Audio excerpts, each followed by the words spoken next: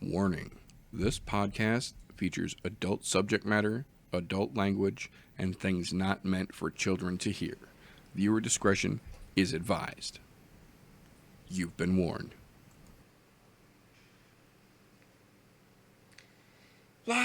Live, everybody, here on the I'm No Joe YouTube channel. First and foremost, folks, if you haven't yet, stop and wash your fucking hands. In these crazy times, that is the most important message that can be reminded. Stay at home and wash your hands, and once you've washed your hands, then feel free to touch about your face and poke at your neighbors and shit, but make sure you wash your hands first. That's the rule. Welcome everyone to the latest episode of the I'm No Joe podcast, the show where every armchair quarterback can feel like a Dr. Fauci or an Eddie Bravo, whatever the day particularly happens to call for. Thank you everyone for tuning in. Despite the current world's fucking craziness, we are here and will continue to be here so long as we are able to. Thank you everyone who is watching with us live and everyone whom I imagine might catch this on replay, because YouTube's been acting a little fishy lately and not doing so good with telling people about shows that are happening, even if it's their fucking channel. So what are you going to do? We're here regardless. But before we get too deep into it here, I would like to take just a moment to thank the fine folks who have come along with me for this shit-talking shenaniganry. First and foremost, the freshest guest one could possibly ask for, especially in these trying times, Mr. Fresho3 himself. How are you doing, sir? What's up, man? I went out earlier today and found a 12-pack of toilet paper. So here's what I'm willing to trade. Oh, here I'll we do go. 3 rolls for a nice 3-bedroom, 2-bath. We'll take 1,500 square foot home. And I'm also willing to go 1 roll for a Subaru WRX STI. So anybody who's Package interested, deal. 2020, Hey, 2020 yeah, no has to be a fucking around. 2020 for one full roll. Yeah. So. You guys know how to get in contact with me if you're interested in either of these deals. I figured I'd put that out at the start of the show so I could be moving into my new home by the end of the show. Absolutely. I anticipate dozens of responses immediately. I think my Instagram is already blowing up and people trying to make sure they can contact you properly. So we'll have to make sure they get forwarded accordingly. Oh, they are jumbo rolls too. Jumbo rolls. See, there you go. Sweetening the pot after the deal's already out on the table, just It's to lure them reasonable. in. I think it's reasonable. That's going to bring all the boys to the yard for sure. And across the octagon, as it were, most weeks, my brother from another mother here, my combat compatriot, my shit-talking homeboy, my Wednesday night brother in arms, Mr. Golf T himself. How you doing, TJ? Sort of shit, but glad I'm gonna have something to watch this weekend. Nice. It's better than nothing, and the way things are shaping up, I think sports is a good thing to get people's minds off everything, whether it's Absolutely. a little bit of Submission Underground or Whatever we can get at this point, I agree. Every little bit's helping out. that. Feel like I need to put my feet up for a couple days, anyways. I'm pretty goddamn sore right now. Right, yeah, let everything kind of simmer down a little bit and just relax a little bit, and then we can start gradually easing back into the insanity that we've all kind of grown so used to. Yep. I completely agree.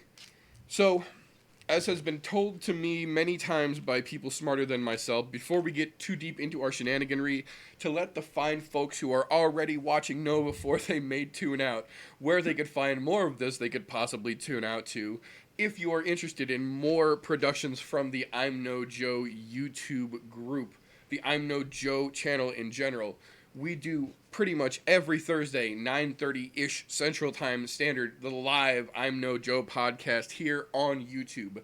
Subsequently, the following morning, you can get the all-audio version for your commuting pleasure on anchor.fm/I'm No Joe. We are also on all social media platforms, YouTube, Instagram, Mixer for some video gaming, at I'm No Joe on all of those. And if you wish to support the channel, patreon.com/I'm No Joe for all of that exclusive content that can't quite make it live to the streams. You support the stream, we give you goods to watch and laugh and enjoy. So we do appreciate everyone who subscribes, who helps share the channel, who helps us grow in any way, shape, and form. Thank you to everyone, even if you're just lurking in the background and using this as background noise. We appreciate you guys as well. So, this is a little bit of an interesting episode.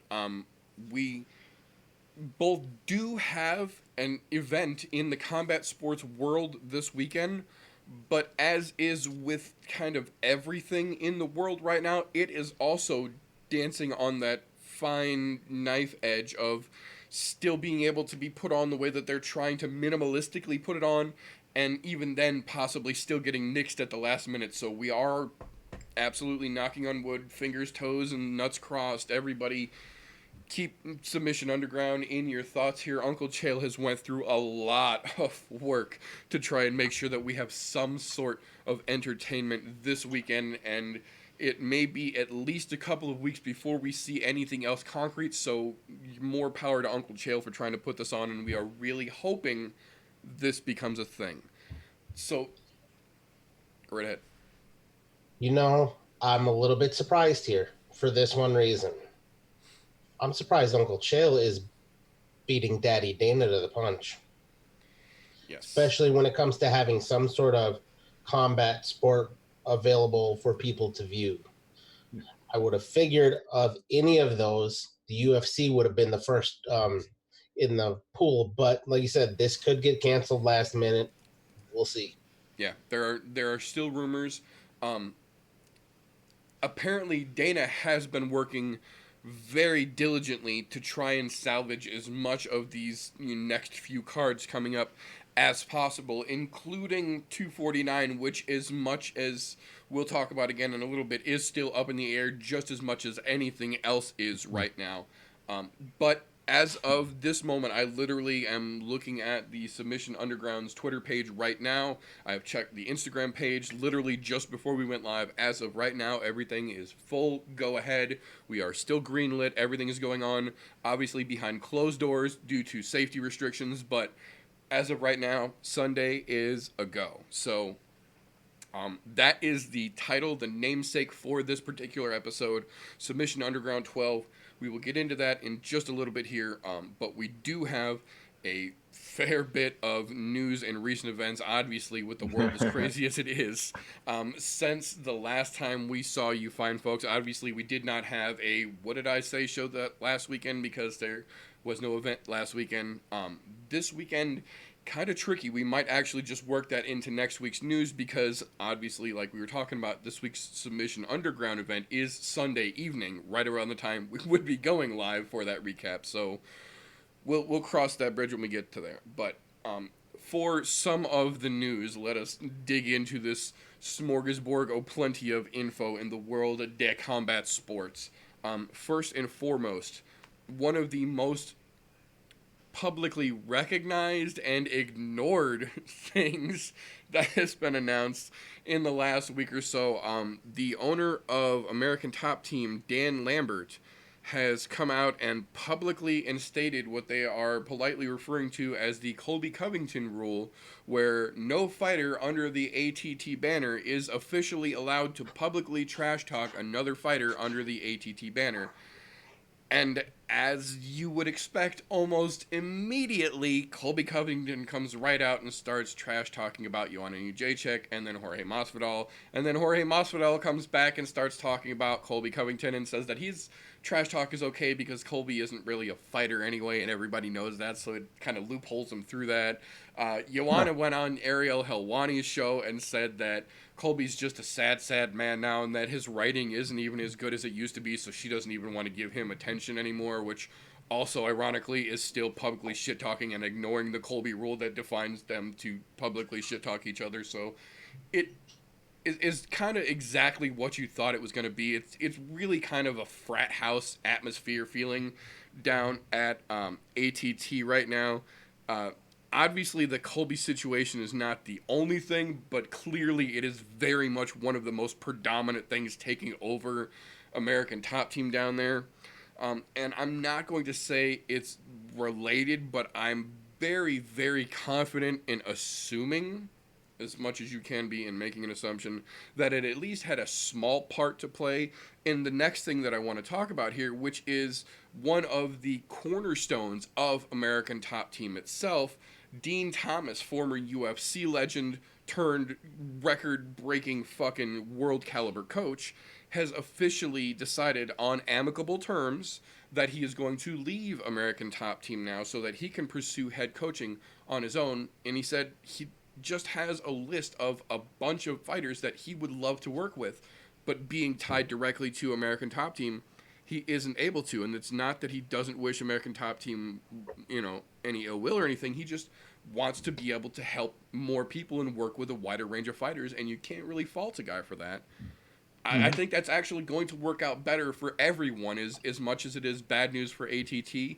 Really, for the world of combat sports and for fighters in general, I think that's actually going to ultimately be a good thing, because you've seen Dean Thomas in the corner. You've seen him on Dana White looking for a fight. You've seen Dean Thomas in the octagon. The guy is just a great human being all around, and the fact that he was so restricted by being tied to ATT, I completely understand it, and I'm actually very excited to see who he's able to work with now, because he's got a list of people that he wants to get in the corner with, or at least get in the gym with and do some work. This is, I think it's only going to really be positive for everyone except ATT in this situation. Yeah, and I mean, there's nothing that stops him from working with someone at ATT. Again, exactly. anyway. That was my thoughts as well, is that he could still work with those people. It's just now that Yeah. he can't only work with those people. Exactly. Yeah, I mean, I could see him making a very, very, very nice living, just kind of going from camp to camp, as Popping like, coaches, if you want to call them. like, that. hey, dude, like I could really use a hand with this guy. I can't figure that. I took this fight. I might be in over my head. Right. Can you help me? And Right. he comes in and works with you as best he can to try and You sent in a wolf, baby. That's all I needed to know. Yeah. So yeah, I mean, I think it's a great move for him. I think he'll be able to make a really, really nice living, be able to work with a wider range of people, get his name out there a little more. And eventually he might start his own gym, Absolutely. I really don't think he needs to, but it's an option down the road. So, yeah, absolutely a prospect for him, which would also, I agree, would be equally as cool too, to have a Dean Thomas gym. Fucking A. Yeah. Yeah. So I think it's a positive move all around. I mean, things don't work out. I mean, go right back to ATT. Yeah, They're absolutely. going to It's say not like no they to wouldn't him. turn him away. Yeah, I agree. Yeah. Well, and that whole idea of being able to subcontract yourself out to other gyms or to fighters in general, if he wants that more than he wants to be stuck at one gym, where he's looking at certain fighters where he goes, I'm pretty sure I can help that person to achieve what they're looking to achieve. His head's in the right spot there. So you've got the right kind of guy for the job of anybody who wants to call him and ask for a hand. Absolutely. And if you just take a minute to look back through his resume, both as a coach and a fighter and a commentator, like, the man's resume literally will speak for itself. So I agree 100%. Even if it doesn't turn out to go the way that he anticipates or hoped it would have went, it's not like ATT is going to close the door on him. So yeah, I think this is going to be a very beneficial thing for the combat sports world in general. I think it can only go good for him. I don't, unless he chooses to go back some just shitbag, which Dean Thomas is a pretty good judge of character too, so yeah. I mean, and even in that case, he might see something in him that other people aren't seeing. Yeah, that's what I'm saying. Like, even if he should decide to back a shitbag, there might be something in that shitbag that we just haven't seen yet that we need to give a minute to. I would be very encouraged. If he shows up in like Kobe Covington's corner, I might be like, dude. Yeah, exactly. Like, if he goes out on a limb, I'll be like, but then he's what? Like, he sees something in it. Yeah, exactly. You get to take that with a grain of salt. I agree. I think Dean Thomas earned that respect at this point. What does he see that I don't? Yeah. That could definitely turn into some rabbit hole for sure. Yeah. Dig deep on this kid. Really, like, what? Let's go watch some college matches and see exactly what I'm missing here. Yeah, and that's the kind of shit that Dean would do too. So it's like, that's another reason why I'm excited to see what he can do with just the full gamut of the roster of UFC fighters now. I think. Well, and not even just UFC. Like, think about all the Bellator guys that could benefit from having a Dean Thomas in their fucking corner for a couple weeks of camp. Yeah. Even any of those organizations, one fucking PFL, whoever. Yeah, all of them. There's plenty of fighters out there that could really benefit from him and up their game to the next level because of his help. Yeah, that we just saw one of the greatest coaching free agency open ups in recent combat sport years, for lack of a better analogy. Yeah. Like the coaching free agency market just got real fucking spicy with Dean Thomas in play now. So Yeah. I don't see a shortage of fighters that'd be like, dude, Dean's out helping people? Yeah, bring him in. yeah, no, hand that man a Have check him and give him a place to stay. have him look at my training regimen, Yeah, and absolutely. if everything works out, we'll keep him on for the whole camp. Yeah, You know, absolutely. like Which there's so many things that he could do. Yeah, yeah, I'm happy for him with that news. Yeah, go Dean. Fuck hell yeah. yeah, hell yeah. The one thing I wonder is because with that whole, I just want to go out and just try to help other fighters, not just the ones that they're saying I can help. I'm wondering what his fees are going to be for people because he's not going to come cheap. No, he's not. But at the same time, that's one of those. That's one of the reasons I likened it to a free agency, because at this point he can basically write his own check. What he Yeah. asks, he will get from someone, and if you're not that someone, there will literally be dozens of people lined up behind you who are willing to be that someone with a checkbook and a pen, willing to use your back to sign. So, Yeah. Oh yeah, I I could see some young fighter being like, I can get Dean. I can get yeah, someone from America. I can get someone from American Top Team, where I'm nowhere close to being able to get into American Top Team. right, Bring this guy in. I'm basically gonna pay him a fight check. pretty Pay much. him my last fight check to come in and help me get the next fight check and move me up. It's not. There's no losing in that situation. Well, and the fact that he's going to have that exact opportunity that we might get to see potentially in the future, that Dean Thomas protege, that he finds the raw diamond in the rough, the Ortega story, if you will. The Yeah. Dean Thomas untethered now can just snatch us from the will of fucking MMA Earth and find us a protege to be the Simba of what will be Dean Thomas's legacy. I, like that makes me a little bit giddy as an MMA fan. I'm not gonna lie. I'm half chubbed. Like it's good times. that's a good way of putting it too, because it might be that lowly amateur that he sees while he's out scouting, and Yeah, it's Yeah. now like, that you his know what? blinders have been removed and he can see the whole field. He's like, let me take this guy under my wing. Let's get him some proper training. We'll get him into a smaller gym where I can actually still walk in there and Get do the what I need to time, do. yeah. Put the time with him. That's a scary proposition for a lot of people because he's got that kind of eye. I mean, Yep. it's going to be interesting to see what he actually decides to do with this time away from ATT. Right. Yeah, because somebody's gonna benefit. It's gonna be a big benefit for someone.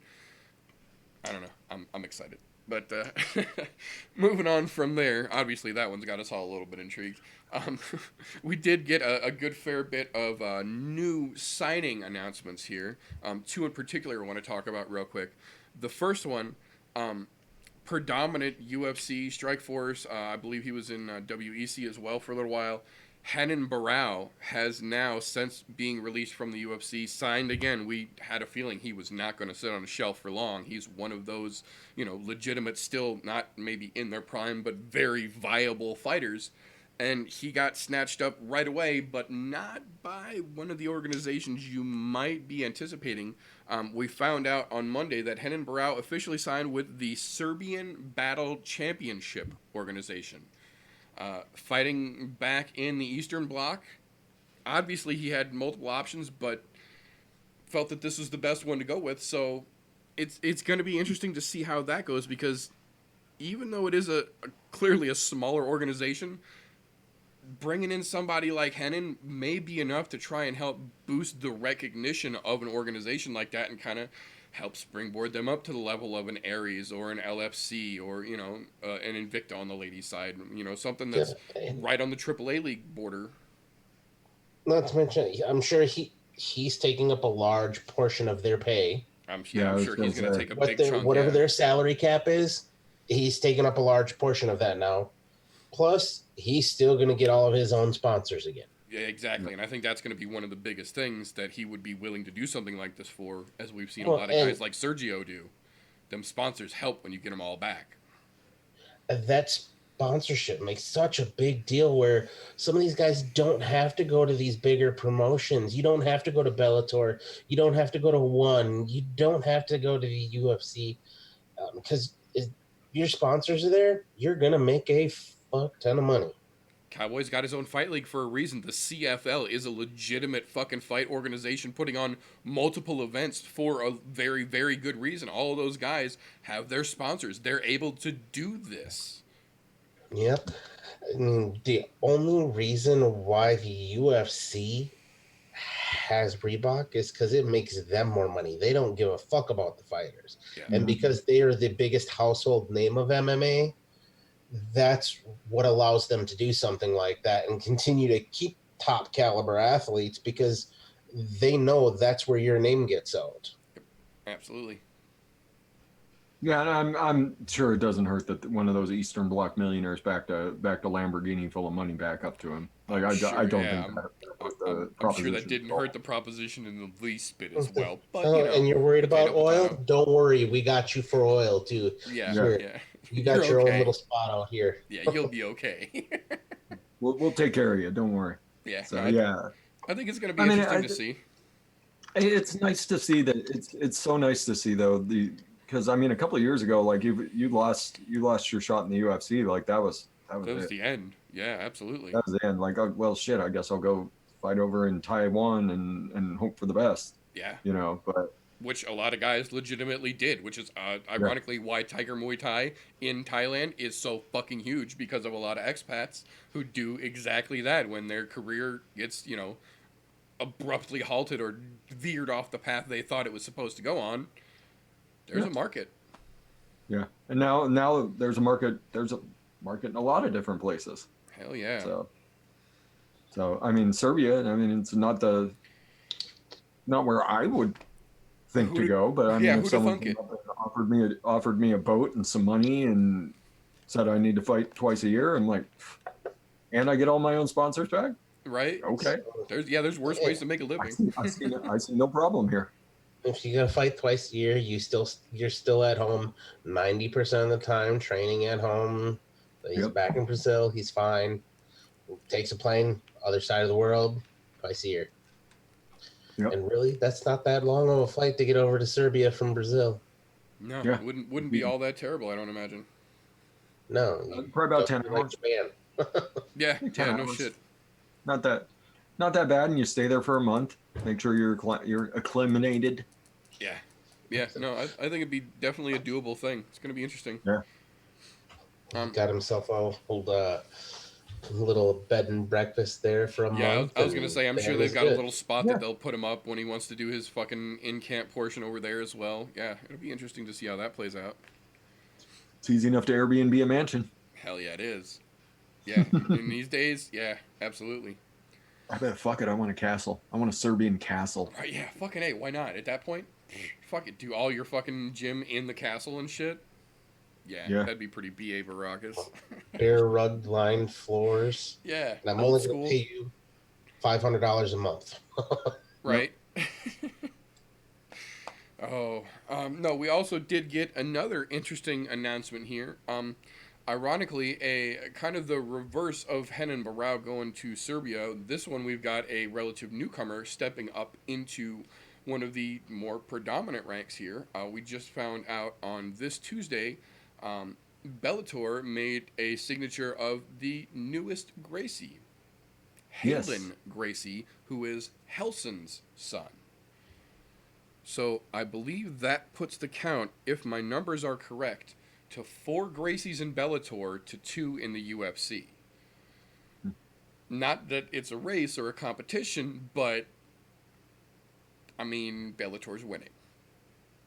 Bellator's had more Gracies challenge for championships. Step it up, Dana, you're losing something. Yeah. I'm happy to see more Gracies following the family tradition and doing it in their own way, because much like we said about Crone, much like we said about Neiman, Halen is not a quote-unquote traditional Gracie by any stretch of the imagination. Much like we rejoice about both Neiman and Crone and much of the newer Gracies, they embraced that Gracie traditional jiu-jitsu background and adapt it for the new world of MMA. They incorporate more of the striking, more of the full grappling range, not just strict jiu-jitsu like some of the originators, tended to do. So it's going to be interesting to see how this next iteration of the next iteration, as it were, of Gracie's fares over in the world of Bellator. Go. I was gonna say I don't have much to say about a Gracie until I see him in the ring. So It's Very all true. going to depend on what his hands look like in there, because you know what, we all know he's going to have an immaculate ground game. Yeah. There's no questioning that. Depends on what their hands look like, because unfortunately we've only seen one with half decent hands so far, and I remember Hoist knocking somebody out once. Yeah, yeah, he It had a wasn't couple of pretty. good. It wasn't pretty, but it Yeah, I was happened. gonna say it wasn't. Yeah, it wasn't necessarily his strong suit, but he But he did it absolutely to had a prove. couple of He good did it. clobbers. Yeah, he did it to prove a point. Yeah, very very Anderson Silva esque of him. Kind of, I can do whatever you think I can't do. So, oh no, knockout power here, kapow, and back Yeah, to jiu-jitsu. yeah. I mean, it was one of the ugliest Hoist fights I've ever seen in my life. But so yeah, I mean, a Gracie, like I these days it has evolved so far past like what it was back in the day that I need to see a little I need to see a little bit of you in action before I buy into the Gracie hype train. I mean, not to say anything bad about the Gracies. Like if I got a chance to roll with them, I'd probably turn it down because I'd get hurt really badly. Um, so I mean, yeah, it's not like I'm saying anything bad about the Gracies, but I Right. want to see you in the ring and make sure that you can throw a little bit and that you've got some defense against, quite frankly, the high end of what MMA has become. Yeah. It's exactly what it's just a mixed martial art. And if you're really, really good at one thing, that'll get you a little ways. Yeah. But you got to be pretty darn good at everything in order to make a name for yourself. You can't ride that Gracie yacht forever. So Right. I was actually having that conversation with a friend of mine the other day who had basically fallen out of following MMA a couple years back and is now starting to find their way back into it. And they were talking about how so many of the fighters nowadays really are legitimately well rounded. And I mean, that was exactly the yeah, point that I was making, is that the days of the one trick pony, the quote unquote specialists, is pretty much gone. Like, you have to be able to, at the very least, minimally do everything to be able to keep up in the current age of modern MMA, because yeah, being a specialist in anything at this point means you focus too much on one thing and you've let too many of the other possibilities slip to the wayside. yeah. And it might get you 2 or 3 wins in the Yeah, UFC or Bellator or absolutely. wherever. It might get you 2 or 3 wins, but then the tape's going to be out there. Right. It's like a good analogy is like an NFL quarterback. Like you can be really good at one thing. Like Colin Kaepernick, he was really really good at rushing. He had a hell of an arm. He Yep. could not throw a mid range pass and he could not throw a short range pass. It took the NFL about 12 games to figure him out. And once they figured him out, that was Yeah. it. Yeah, he got shut down quite a bit once he got his Yeah. playbook node. And so it's the same thing. You put 2 or 3 fights out there, that you might take one quick, you might take another one quick, and then someone's going to find a way to stretch out the fight, Yeah. and then the next person's going to have it down, and you can't keep doing the same thing. You have to keep evolving your game, and that's like I said. I got to see a Gracie in the ring. You got to show me in the ring. Well, and a great example of that, Johnny Walker. Yeah, Johnny Walker's first, what, half a dozen fights were so fucking quick and so unorthodox, nobody had anything for him. And the second somebody stretched him out a little bit, and you started to all of a wear sudden through and everybody's like, realize, aha. yeah, he's a button masher on loop. Like, he might be good at what he does, but his repertoire isn't that extensive. And as soon as you can stretch him out a little bit and make him work and make him spend the time, we've started to see lots more holes in his game now. So, Yep, oh fuck yeah! There's a yep. reason why people are beating him consistently now. yeah, no, it's, Because people got tape on him. yeah, got to stay That's all evolving, it man. is. Yeah, you get stagnant. Second, someone can see the extent of your game. Yep, you get There's going to stagnant. start being solutions in camps. Absolutely. Dean Thomas. Right. Thomas coming in with a solution. Okay, so next thing I want to talk about real quick. Initially on Monday, we had gotten word from Dana White that the UFC 249 event itself, since being bumped officially out of Brooklyn, was 99.9% done with a full undercard. But they weren't releasing the location just yet because it was still 99.9% done. Then, yesterday, we got word from Dana that 249 is officially confirmed, booked, full card, early, prelim, full event card itself, no crowd. But he's still not going to release the location yet for security's sake because they still have to make sure they can get everybody to wherever the fuck this is going to be. Ironically enough, the Vegas odds have put the betting favorites for the location of UFC 249 because Las Vegas will find odds for anything. The odds of the location for UFC 249's betting favorite as of right now are Florida. Because Florida. So no. We'll have to see how that actually plays out. But Dana has said now multiple times since the initial that it is 100% confirmed, booked, full card. Everybody's still in. We'll see. I highly doubt it's anywhere stateside at this point. I would take the number 2 odds. The number 2 odds is over in the UAE. Yeah. I would totally take those odds over the top of anywhere in Florida. Yeah. Anywhere in the US. I would take anywhere outside of the US as a more likely candidate for where it's going to take place. Fuck, go stack some Conexes, fucking stuff an AC unit in the middle of the fucking desert where nobody knows where it's at. Bam. Yeah. Perfect place to do it. You could absolutely create an event out in the middle of fucking nowhere out there. Real easy. As sanitized as could fucking be. He's going to set up a floating barge in the fucking Everglades to get this fucking fight to go. It's like it's wait a minute. Like submission by alligator. Like right. Couldn't they just do it like out in the middle of the fucking salt flats? Or out in Death Valley? Yeah. Set up a big old fucking circus tent, get AC running through that thing just so it's cool enough to keep the fighters able to fight. Bam, bombs your uncle. I mean, look, fucking Burning Man sets up a whole goddamn city with its own postal code once a year. Yeah, literally. It's I'm just saying, it doesn't have to be in a fucking city somewhere. Yeah, no, there's the possibilities are ridiculous at this point. Airplane strongest. I'm really interested to see where this card is and see what it's going to be. That's what I'm thinking. Is he's basically guaranteed everyone who is willing to put down the pay-per-view money that this is happening, and has literally said, "Bet me your pay-per-view money that this event happens and happens in full, like I'm promising it will." So, and he like the fighters that are kind of swarming around Vegas right now. Like, there's a lot of people that, like, I'm. Today, apparently, he went off on somebody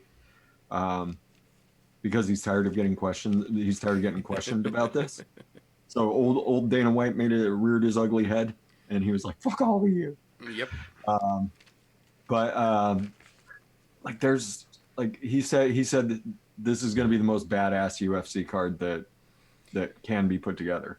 Yeah. And if you take a look at who's been in the area talking, it's going to be there's some names. There's some badass names floating around. That's actually one of the next things that I wanted to talk about real quick, since we're talking about UFC 249 and what potentially may become the biggest UFC card they have ever put together.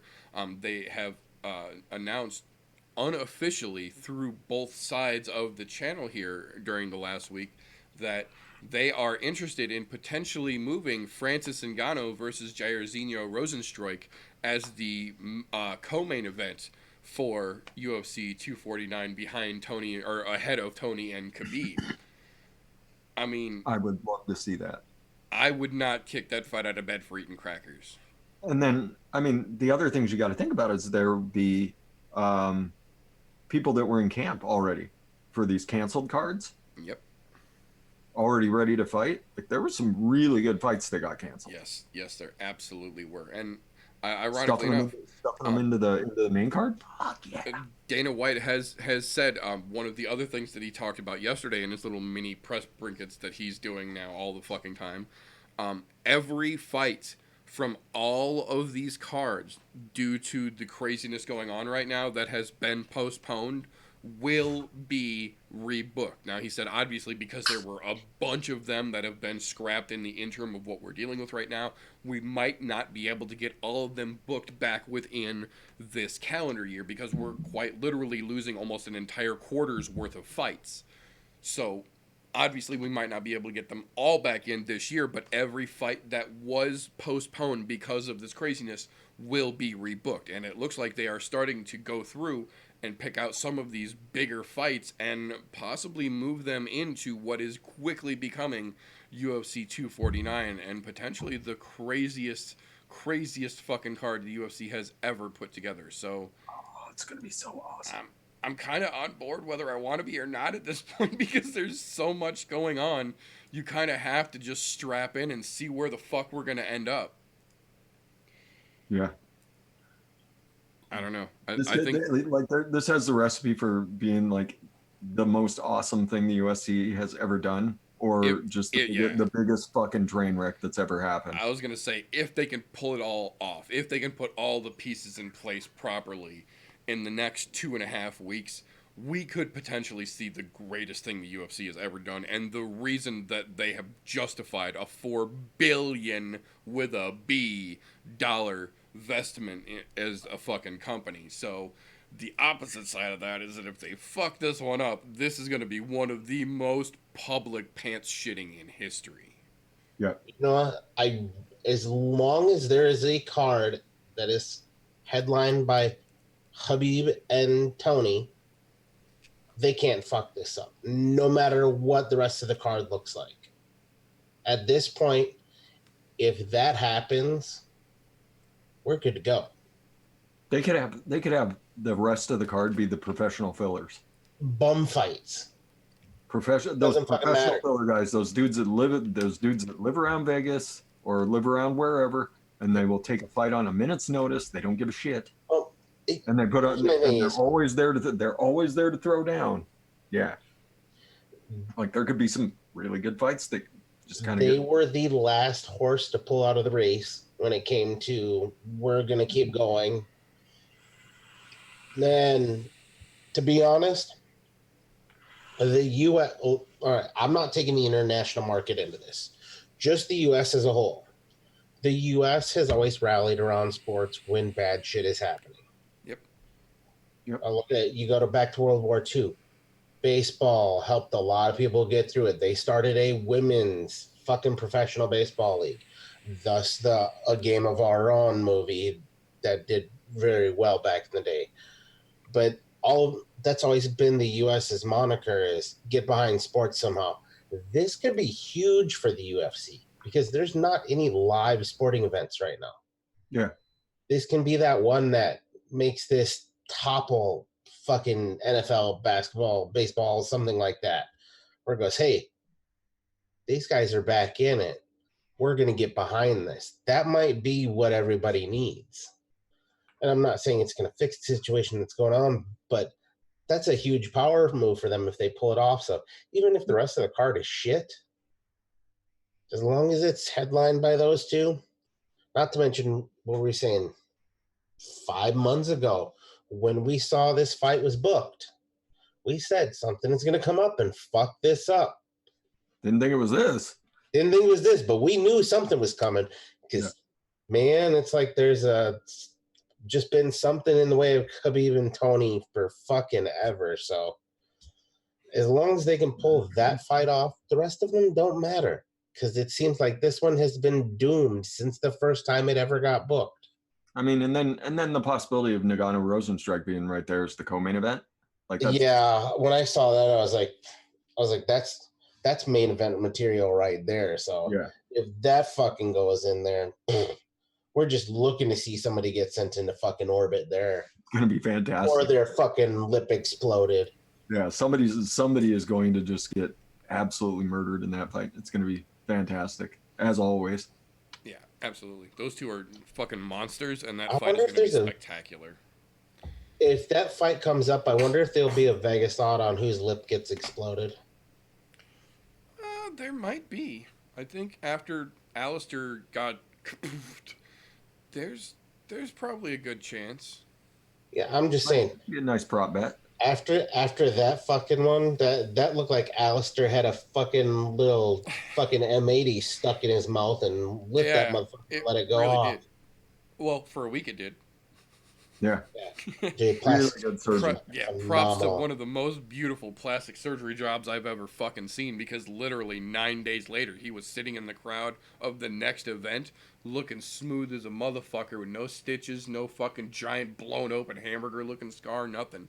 Just a little tiny line that has eventually since then filled back in. If you look at him now, And you literally can't tell he had a finger sized hole in his face. not Yeah. to mention, I'm still so impressed by him after that fight because even after the fight, he was smiling the whole fucking time. Oh yeah. But just a Big old hanging gap in there. his fucking mouth, hamburger flap. Looking Yeah. like Two-Face It Yeah. looked like a fucking or Jonah Hex. yeah, Jonah Hex right there. No doubt. Fuck. Yeah. Oh, So I interesting. Interesting going potential to back to that see. card thing, there's no way they can fuck it up. As long as the card happens, it can't be messed up. I agree. Doesn't I matter. agree. The only thing that could possibly fuck it up, judges. Yeah, pretty much at this point. And I think, seeing as how this is clearly so fucking important, I don't think there's going to be a lot left in the hands of randomness. I think it's Yeah. going to be a lot of pressure on whatever commission decides to sanction this thing to make goddamn sure you put the most competent fucking people you possibly can, because this will be one of the most visibly scrutinized public events in recent memory, combat sports or otherwise, because of It how could big it's being possibly built into.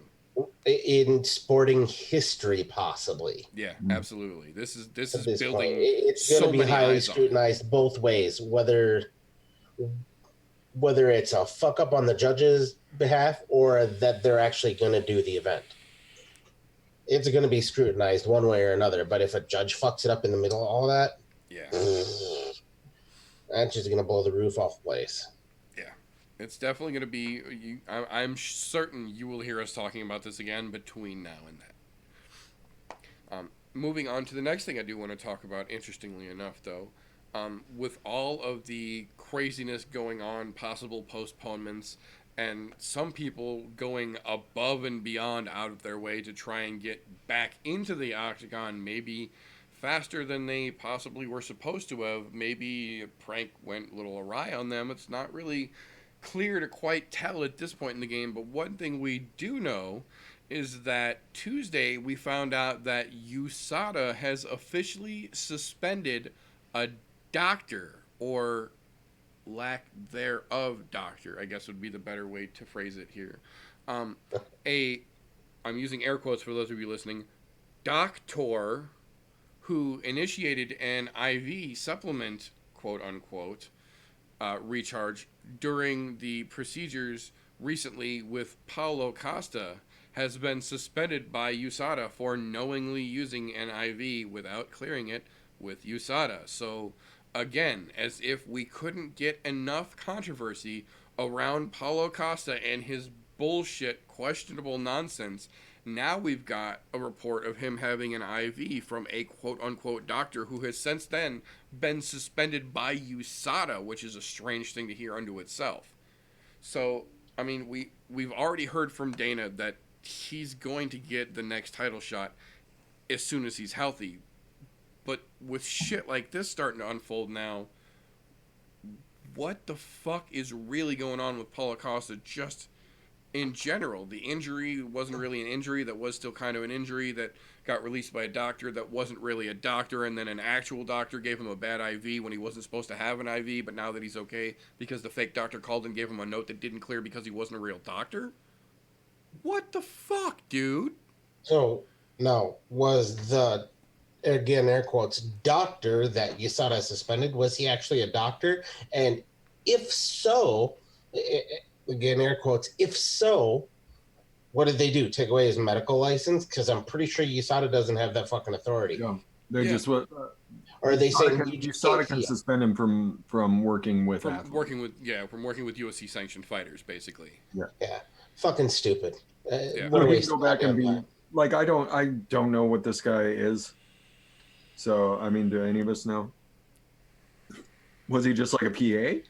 Like, We did not get the official full detail, just And that he is a quote unquote doctor who administered a IV in Costa recently.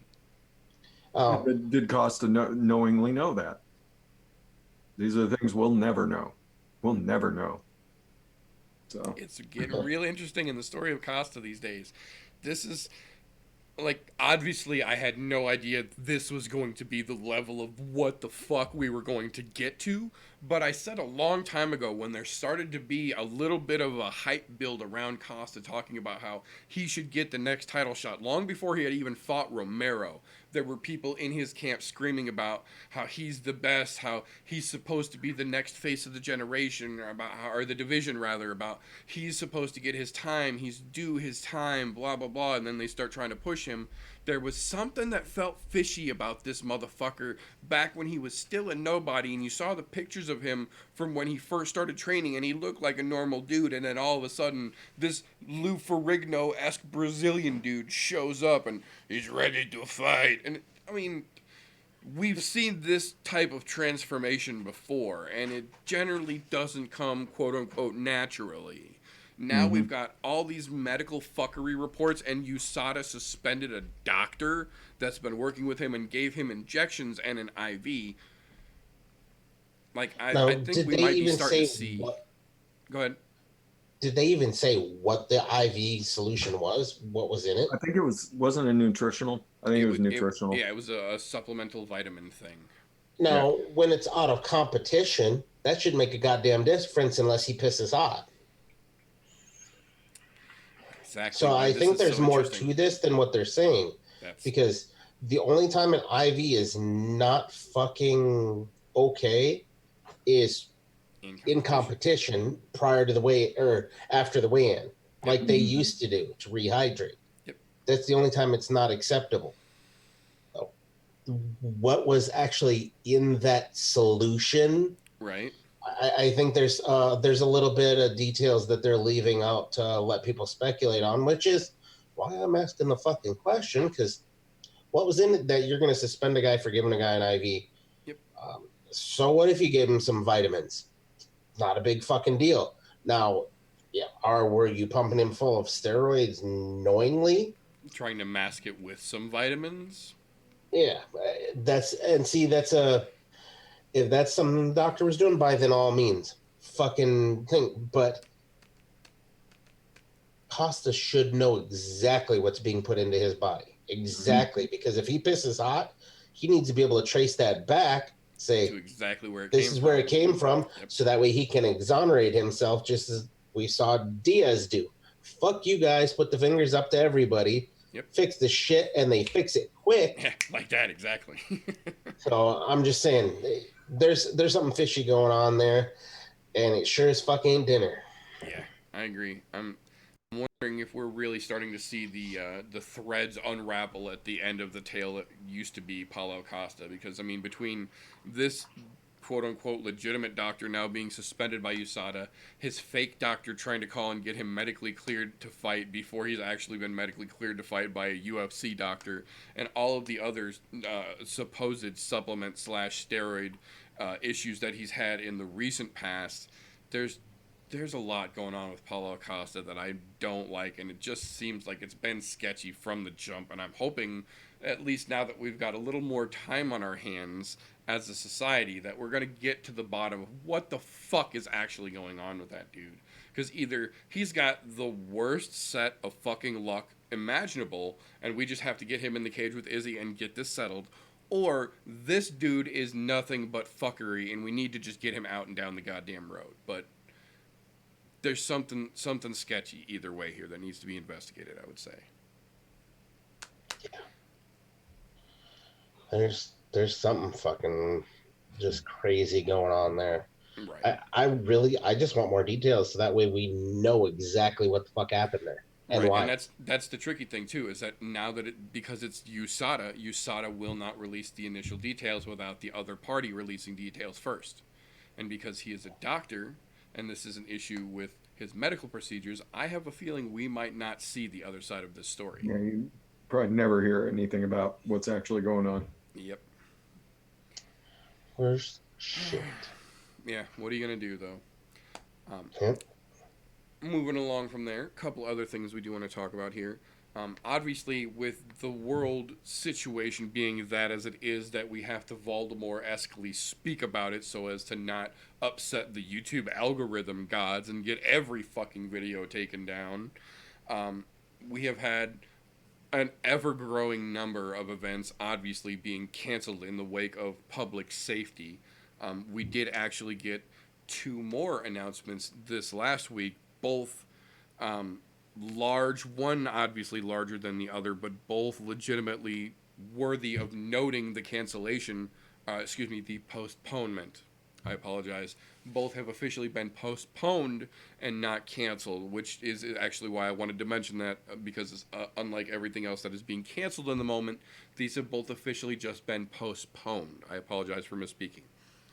The first thing was originally scheduled to take place on July 19th, that being the trilogy, the eventual finalization of the rivalry that would have been Fury versus Wilder, officially on postponement. As of yesterday afternoon, they're ideally looking to reschedule this for sometime in late September, early November. But again, we will have to wait and see how the course of the world's ever-changing situation plays out to find out how that actually gets there. The other one that has officially, as of right now, been postponed, this one a little bit bigger and a little bit more of a postponement. As of yesterday afternoon from the IOC directly, it is official. The 2020 Summer Olympics in Tokyo have officially been postponed. As of the latest approximations, the earliest they will be able to reschedule and get this on place, because they refuse to cancel it due to circumstances. They just want to push it back and make sure that everyone involved will be obviously safe. So they're saying that ideally we will possibly see this as a 2021 Olympic Games, because obviously with everything going on right now, we won't have enough time to get everything rescheduled last minute. So it's definitely going to be interesting to see how that all plays out, because the IOC has got a lot more power, a lot more people, and a lot more money at play than just something like a UFC or like a regional fight organization. So I think this is really going to be kind of the canary in the coal mine, as it were, to see how the full, proper rescheduling of something like an international Olympic event gets postponed and then reestablished. If it gets end up pushed back to just, let's say, a year, it's kind of interesting for a lot of reasons. For one, you're going to get a Summer Olympics, and then followed by that next year a Winter Olympics, because normally it's every other year you get one and then the other, because they're 4 years apart for Summer Games. And so does that throw everything off? Do they push everything from there out another year? Right, yeah. How does the ripple effect fall backwards? Or do they just say, no, you have 3 years from this Summer Olympics to the next summer, so that way everything goes back on track again? I think it would be exactly what you just said, TJ. Everything pops back into its normal schedule, because there's so much money involved with the cities that it just, like, they invest billions in a city, then wait for that event, and they do it like 12 years out. Right.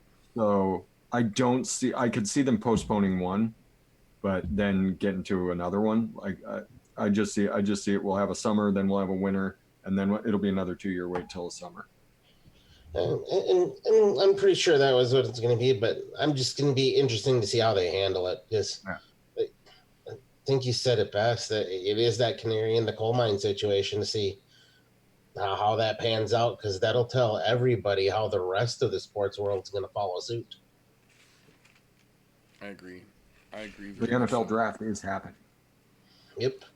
Yeah, on schedule. And that's one of the few things that, as of right now, is still on schedule to be happening is the NFL draft. So we will absolutely have to see how that shakes out as well. It'll be interesting to see how they pull it off. I mean, it's totally going to be an in-studio thing. They'll have reactions from people at home. Right, yeah. You'll have the webcam reactions from people in their home do the with their webcam small reactions gatherings. Yeah. Everybody and I mean, it's going to be hard not to hear Roger Goodell get booed every time he comes out on stage. Enjoy that. Everybody's going to, so. Yeah. So, I mean, it like, I guess I could boo at home for Roger Goodell. Boo this man, boo this man. But I think everybody will. That's good. Maybe I can teach my son to do it then too, and then it'll be at least like a little crowd. Right? Yeah, exactly. Mrs. TJ just sticks her head in, boo. Right. Back to whatever she's doing. No, a couple more announcements here I do want to get into here. We have one that it both was and wasn't an announcement at the same time. It was announced and then subsequently denounced and then announced but not confirmed again, all within the span of 3 to 4 days, depending on your time schedule.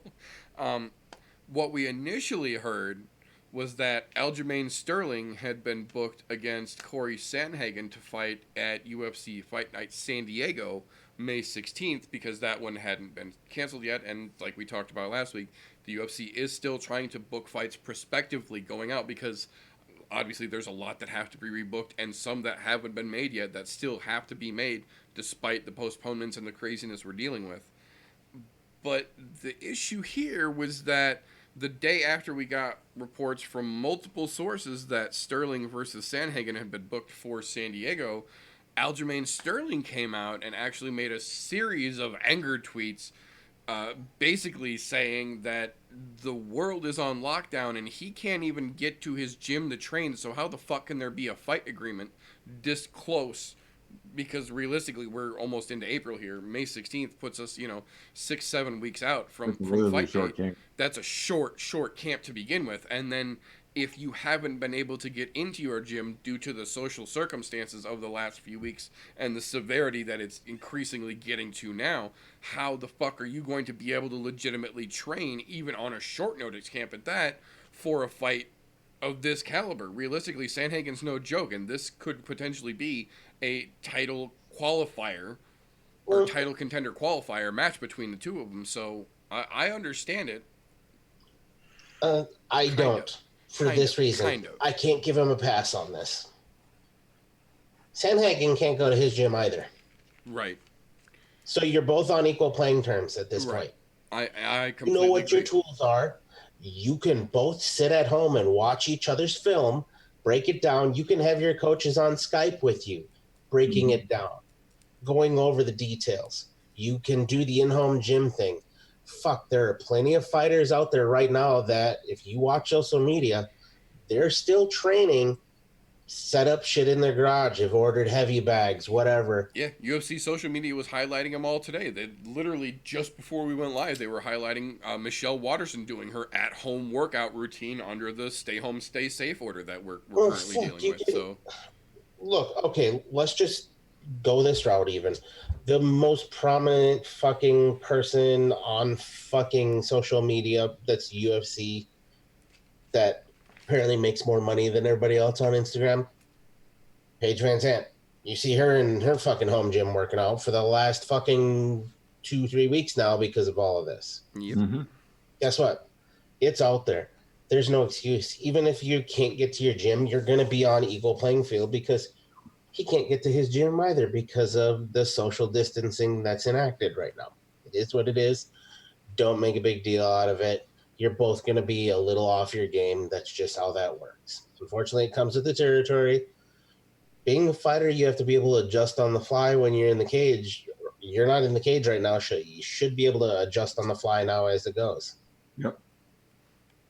I can agree with that as well. I can agree with that as well. And don't get me wrong, I get on. And I'm not saying he doesn't have the right to be upset. I'm just saying you really can't make that point when your opponent is going through the same exact shit. Now, it'd be different if you had some fucking sort of epidemic that was in your area where only your area of the country is not allowed to do something. But Right. being as this is a country and worldwide at this point, you're on equal playing field at this point, in my opinion. I think my biggest issue with it at this point isn't that he's complaining about his gym being closed. It's that literally 2 weeks ago, Monday, he was on Ariel Hawani's show talking about how after the surgery on his hand, he still can't quite make a full closed fist, and showed the still healing bump that was on his knuckle that he just had to have surgery on a couple months back. He doesn't look like he's ready to be negotiating fights to begin with. So for him to bitch about the announcement of this fight being because he can't get to his gym, like I get the angle of, if I can't get in a full camp, I can't really get a legitimate fight in to a degree. But then it comes back to, like you said, the fact that Corey can't get in his fucking gym either. So that's absolutely an even playing field. But my biggest concern is, what's up with that hand, homie? Like, regardless of the short notice, 2 weeks ago you were talking about how you couldn't make a fist and you were still doing physical therapy. Now you're debating whether there is or isn't a fight being announced. Eddie Bravo, hashtag look into it, is all I'm saying.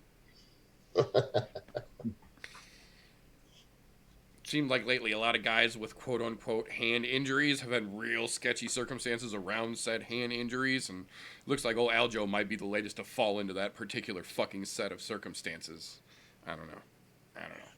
We'll have to see how that plays out. Little bit less exciting news, but very much relevant. I've said it before, I'll say it again. I don't just do this show so that I can talk about cool fights that are coming up with you guys. I do this so that I can try and educate the average MMA fan, even the hardcore MMA fan, on news that's going on in the MMA world that you might not otherwise hear about.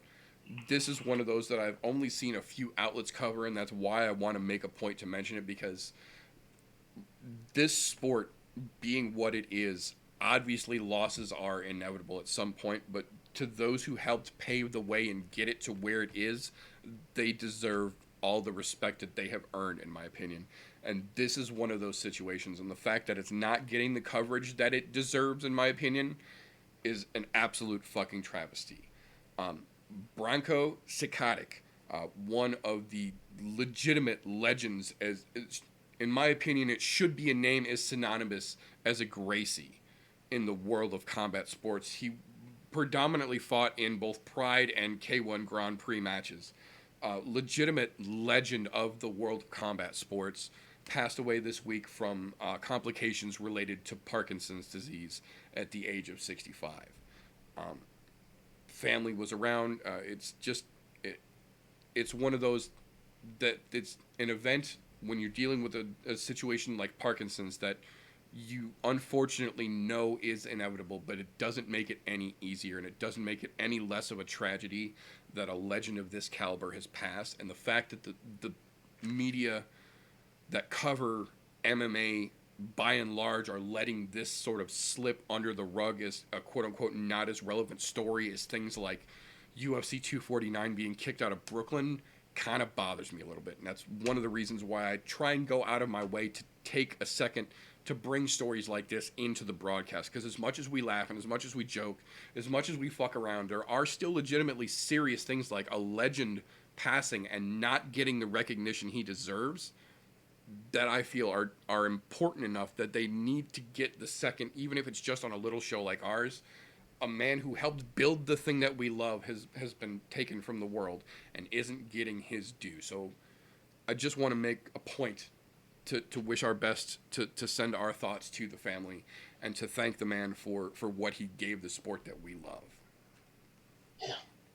Uh, that is definitely something where it kind of boggles your mind, and I get it. With everything else that's going on currently, the news wants to report strictly on what's going to make the oh my god headlines.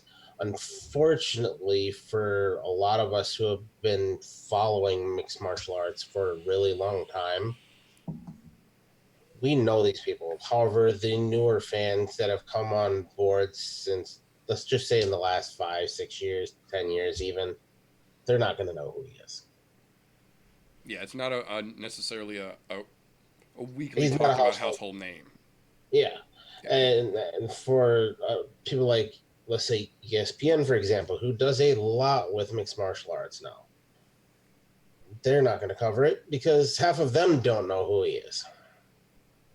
In fact, you could probably ask anyone that reports on MMA outside of maybe Ariel Helwani and Brett Okamoto, they're not going to know. In fact, I'll take this a step further, and let's see if old Dick Punch himself knows. I highly doubt it. I would wager my fucking salary that he doesn't. You know, for the rest of us, though, it is kind of a punch in the dick that that's not mentioned. Because to be quite honest, Parkinson's also goes hand in hand with dementia and those types of diseases, so they fall into that same category. Yeah. Unfortunately, There's some CET things that happen with it, and yep, yeah. CTE does come with it. It's definitely a contributing factor. I mean, look at Muhammad Ali for prime example. He suffered with Parkinson's for how many years? Yep. Forever. And yeah, Sakaktik was back from legitimately the old school rough and tumble days of mixed martial arts and combat sports where pads didn't fucking matter, cups didn't fucking matter, time limits didn't fucking matter, rules didn't fucking matter. This is a fucking fight back then. So I have no doubt that he legitimately probably took some serious damage that in today's day wouldn't have been allowed. And I feel that he deserves all the respect for helping pave the way to get us where we are today. 100%. But moving on from something quite grim to something a little less grim and a little more back into the ironic hee side of things. A couple weeks back, and that's been several weeks now, we had a event take place in Texas that turned out to just be fucking absolutely rife with shenanigans and fuckery on the commission side of things, as it were. Just almost everything about that whole card that took place in Texas was fucked up in one way or another. Turns out this week we have found out that Texas commission is not done dicking the fans and the UFC through that event that has now been literally months past. The Texas commission has, as of Wednesday evening, officially overturned the 37-second knockout debut of one Journey Newsom to a no contest loss. Due to the rules of the Texas Commission, they do not have to release the reason for this particular decision being overturned, as we have seen in several historic cases before, which is why I keep saying we need to stop going to fucking Texas. But in this particular situation, we did get Journey Newsom's manager immediately releasing a statement addressing that situation to let us know that the reason he did get this decision overturned from a 37-second fucking impressive knockout win to a no contest loss is because he did test positive beyond the new thresholds for pot. That he apparently had literally smoked a bunch of weed that morning, and that's quite literally one of the only things that the Golden Snitch himself has come out and publicly said you can't do, even with the new extremely lowered standard of threshold for cannabis as a UFC fighter. He basically said the one thing you cannot do is smoke the day of your fight. And that is literally the one thing that this newcomer did, and now has turned a beautiful debut entry into an immediately asterisked record in the UFC. I fucking hate that rule. Look, my thought on this: if you want to smoke pot the morning before the fight, fine, whatever. As long as you're not walking into the cage high as a kite, it doesn't fucking matter. Right? I mean, because guaranteed, if he would have walked into that cage high, that would not have happened. That 37-second knockout would never have happened. Not like that. No, not at all. Period. Look, I'm gonna play devil's advocate here. I know you're as much as people want to say your reaction time is nowhere near where it should be if you're high as a kite. Doesn't matter whether you're smoking pot, you're on opiates, whatever the case is. Your reaction time naturally slower just because of the way that the body works. Period. There's no way he would have been able to get in there that quickly and get that job done that fast. It's just the reaction time wouldn't have been there. But you know, if they're gonna overturn it for something that fucking trivial, get fucked. I mean, I don't like the fight getting turned over like that either. But you're a fucking professional I'm gonna be the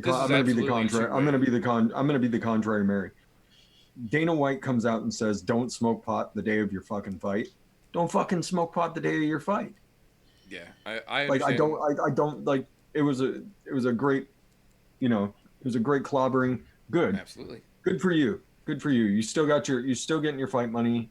All that you're not gonna get your win bonus. They're gonna take it back. They're also going to fine him an additional $5,000. So they're gonna fine him $5,000 for. That's what you fucking get. He loses his win bonus and he gets a $5,000 fine.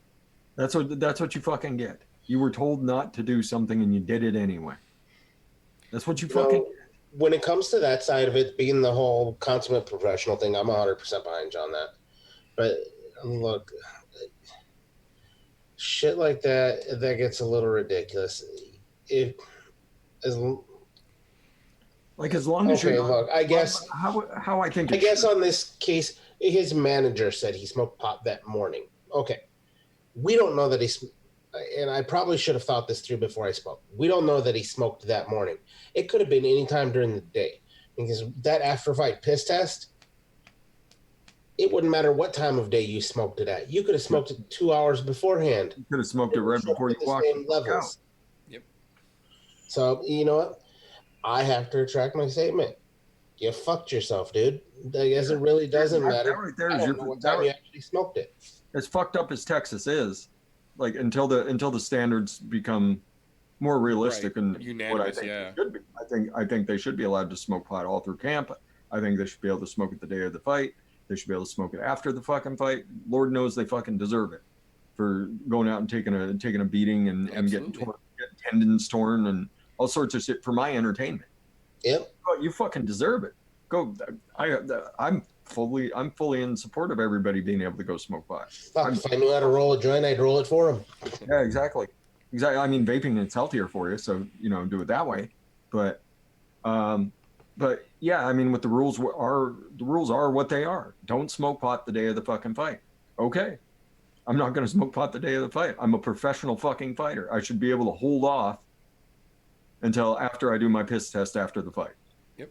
And then I can go roll with Dr. Dre.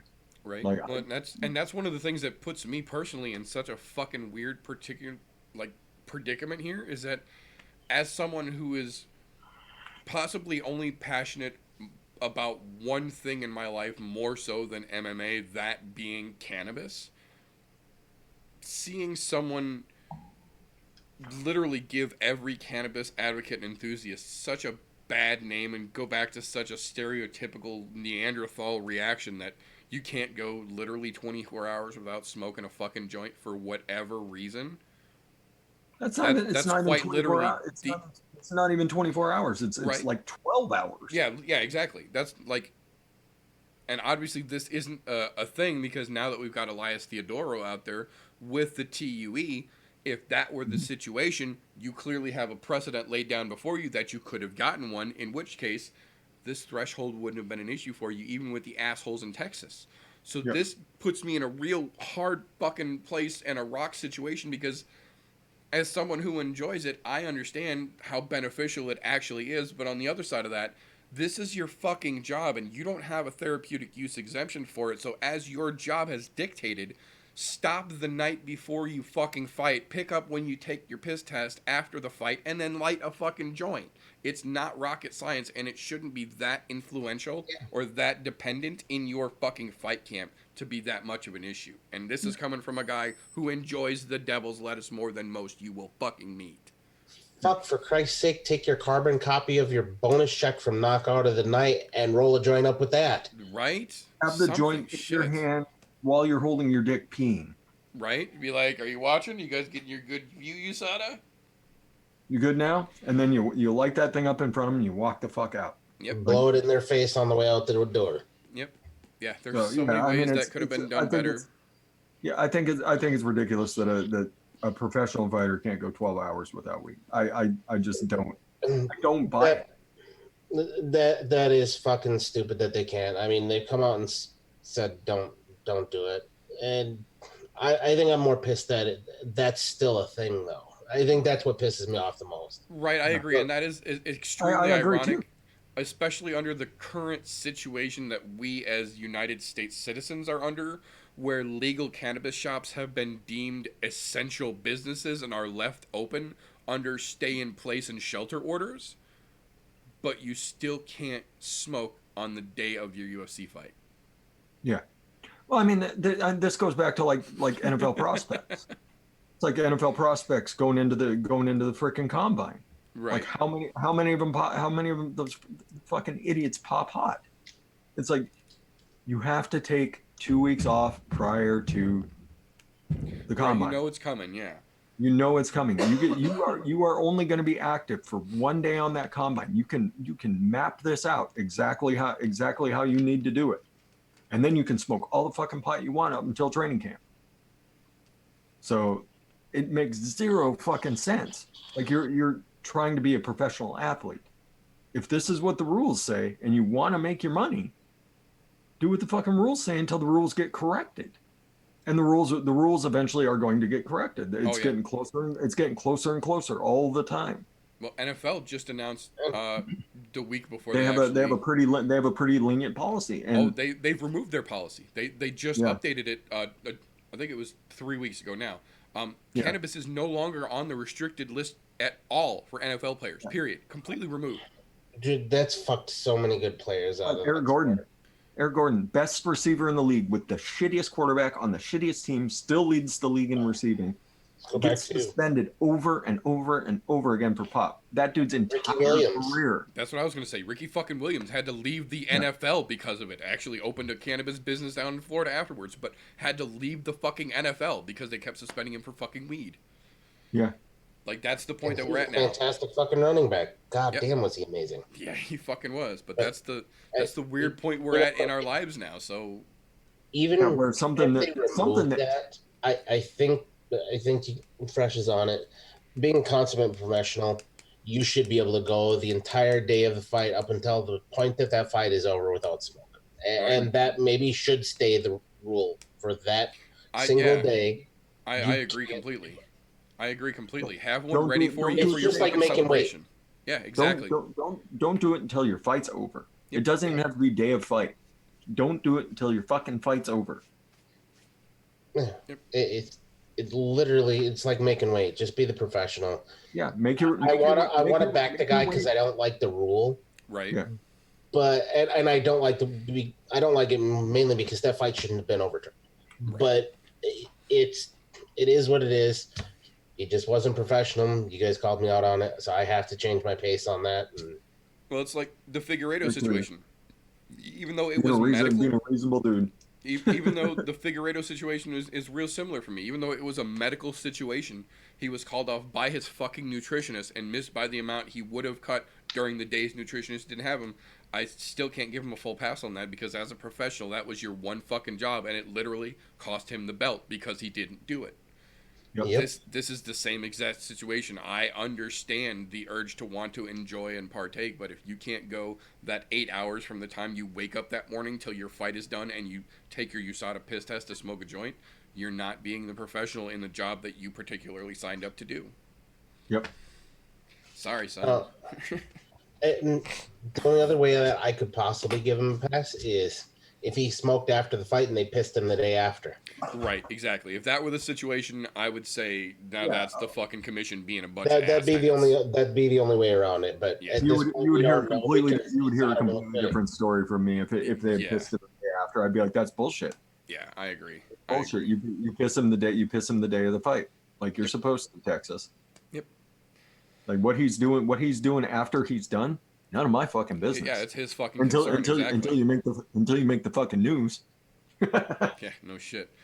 But just a couple more things we do want to get through here before we get into the smaller portioned quarantine ration meat and potatoes section, as it were, today.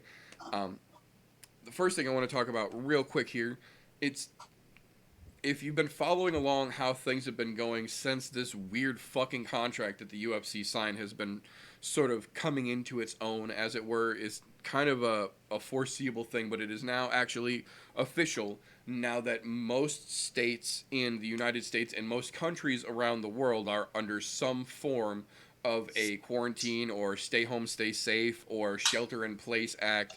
Basically, the globe has been urged to not go out in public, binge watch, spend time with your family, clean your house, whatever you have to do, just stay at home. Obviously, with news coming out recently, things like YouTube have been overloaded with traffic that they just were not prepared for and have actually had to throttle down their initial servers. So the new default loading on any YouTube video for all users as of right now is standard definition 360. For those of you who didn't know, you have to manually go back and readjust them yourself to HD during these pre-apocalyptic times. But with the Netflix. Yeah, with the abundance of now at home time, people clearly intaking more videos than they generally would. The UFC has now officially become the number 2 most popular program on ESPN overall compared to anything else that they show. The UFC replays, which they are now starting to do more and more during these at-home times, UFC replays and broadcasts have now become the number 2 most popular programming on all of ESPN's production. Mm-hmm. So the dollars are starting to roll, I think, is what that translates into. Well, this goes into the thing about MMA is I think MMA is infinitely more watchable than a football game or a basketball game or a baseball. Lord knows it's way more rewatchable than a baseball game. Right. Baseball games, I mean, like if you watch a baseball game, once it's over, you're like, ugh. I almost get a sense of relief. I'm like, it's so slow, but it's like a football game. You've seen how everything turns out. If you're a fan of football, you've probably rewatched all the highlights. You're aware of how each play is going to go, and there's not a lot of rewatchability. There's a lot of rewatchability in MMA because a lot of times you can sit there and like everybody's talking about technique, so you can go rewatch this dude's fight, and everybody's saying that, oh, this is the best dude that does this sort of thing. Right. So you go watch Conor McGregor punch people in the face. Yeah. Yeah. Or you go back and watch like an early UFC thing and see how Hoist Gracie proceeded to make everybody tap out. Choked the shit out of everybody they led against him. Yeah. Like nobody was prepared for that. And going back and rewatching it, you're like, fuck, that dude was so good, and nobody had any idea how to deal with it. Like finally a couple people started being able to get down there and grapple with him a little bit, but even then it took forever for people to figure out how to take Hoist Gracie off. He was so far ahead of the curve. Yeah, you can watch all these chess match fights where you're like, okay, I know in the third round that he's gonna hit him with a flying knee and he's gonna knock him the fuck out here in a minute. But I can rewatch how he set that up through the whole fight. Yeah. You know, with his combination, you can watch the chess match that is an MMA fight. Like I said, I think it's infinitely more watchable because it's so damn exciting almost every single second, except for fucking Yoel Romero and Izzy. And you can even go back prior to UFC, watch old Combat Sambo and things like that were around prior to. Yeah, And see how all of that stuff is slowly led up into this. yeah. I So agree. to me, that's no surprise. It's no surprise that it's number two. What's number one? Their original broadcast sporting. Oh, the original broadcasts. Okay, so like Sports Center and Yeah, all their ESPN Sports Center shit. from Yeah. home these days. Fuck. Yeah, exactly. But yeah, I mean, it totally makes sense because you can rewatch a fight that you don't remember and just be excited because as you're going, you're like, oh yeah, this is about to happen. Yep. Well, and with especially with a lot of the replays that they've been showing of some of like the classic greats, you can watch Yeah, that fight for the thousandth time and notice little nuances that happen in that fight that you didn't see the other 999 times you've seen that fight. yeah, Just because there's so much going on in an average MMA matchup. yeah. So yeah, it totally makes sense to me. I mean, and then it goes back to like the gladiatorial days. Like, Right. what was the most popular thing in fucking Rome? Gladiators. Yeah. Like Fucking you got a shitty Coliseum. relationship with your people, better throw a 2 month gladiatorial games. Yep. Everybody You simply know. stops paying attention and they're watching the show. Yeah, it goes all the way back to there. I mean, people love to watch other people just beat the piss out of each other. Right. So I bet you boxing's up there too, even though as I'm long as sure. they're Yeah, not I'm sure it's not far behind, but I'm sure it's up there yeah, as well. yeah, as long as they're not replaying fucking Floyd Mayweather fights, the most boring shit on the planet. Fuck Right. that guy, you ducking cocksucker. Right. Might as well just show old Fred Astaire dancing videos. Yeah, I'll teach you hate how to Floyd. shoulder roll. It's I true. hate you, Floyd Mayweather. I This is hate you, true. and I hope you hear that. Fucking hate you. As much as I hate him, that dude's a defensive boxing genius. Oh, Yep. he's a genius. Absolutely. I'll admit he's a fucking genius. But oh, Yeah, but it's frustrating as shit to watch, though. I agree. But speaking of people who are frustrating as shit to watch, the last two little pieces of news that I've got to talk about here before we get into our quarantine rations, as it were, are both folks whose recent entrances into the world of combat sports have both been a little bit tough to watch.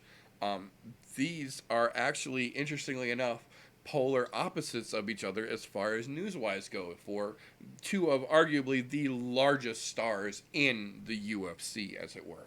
Um,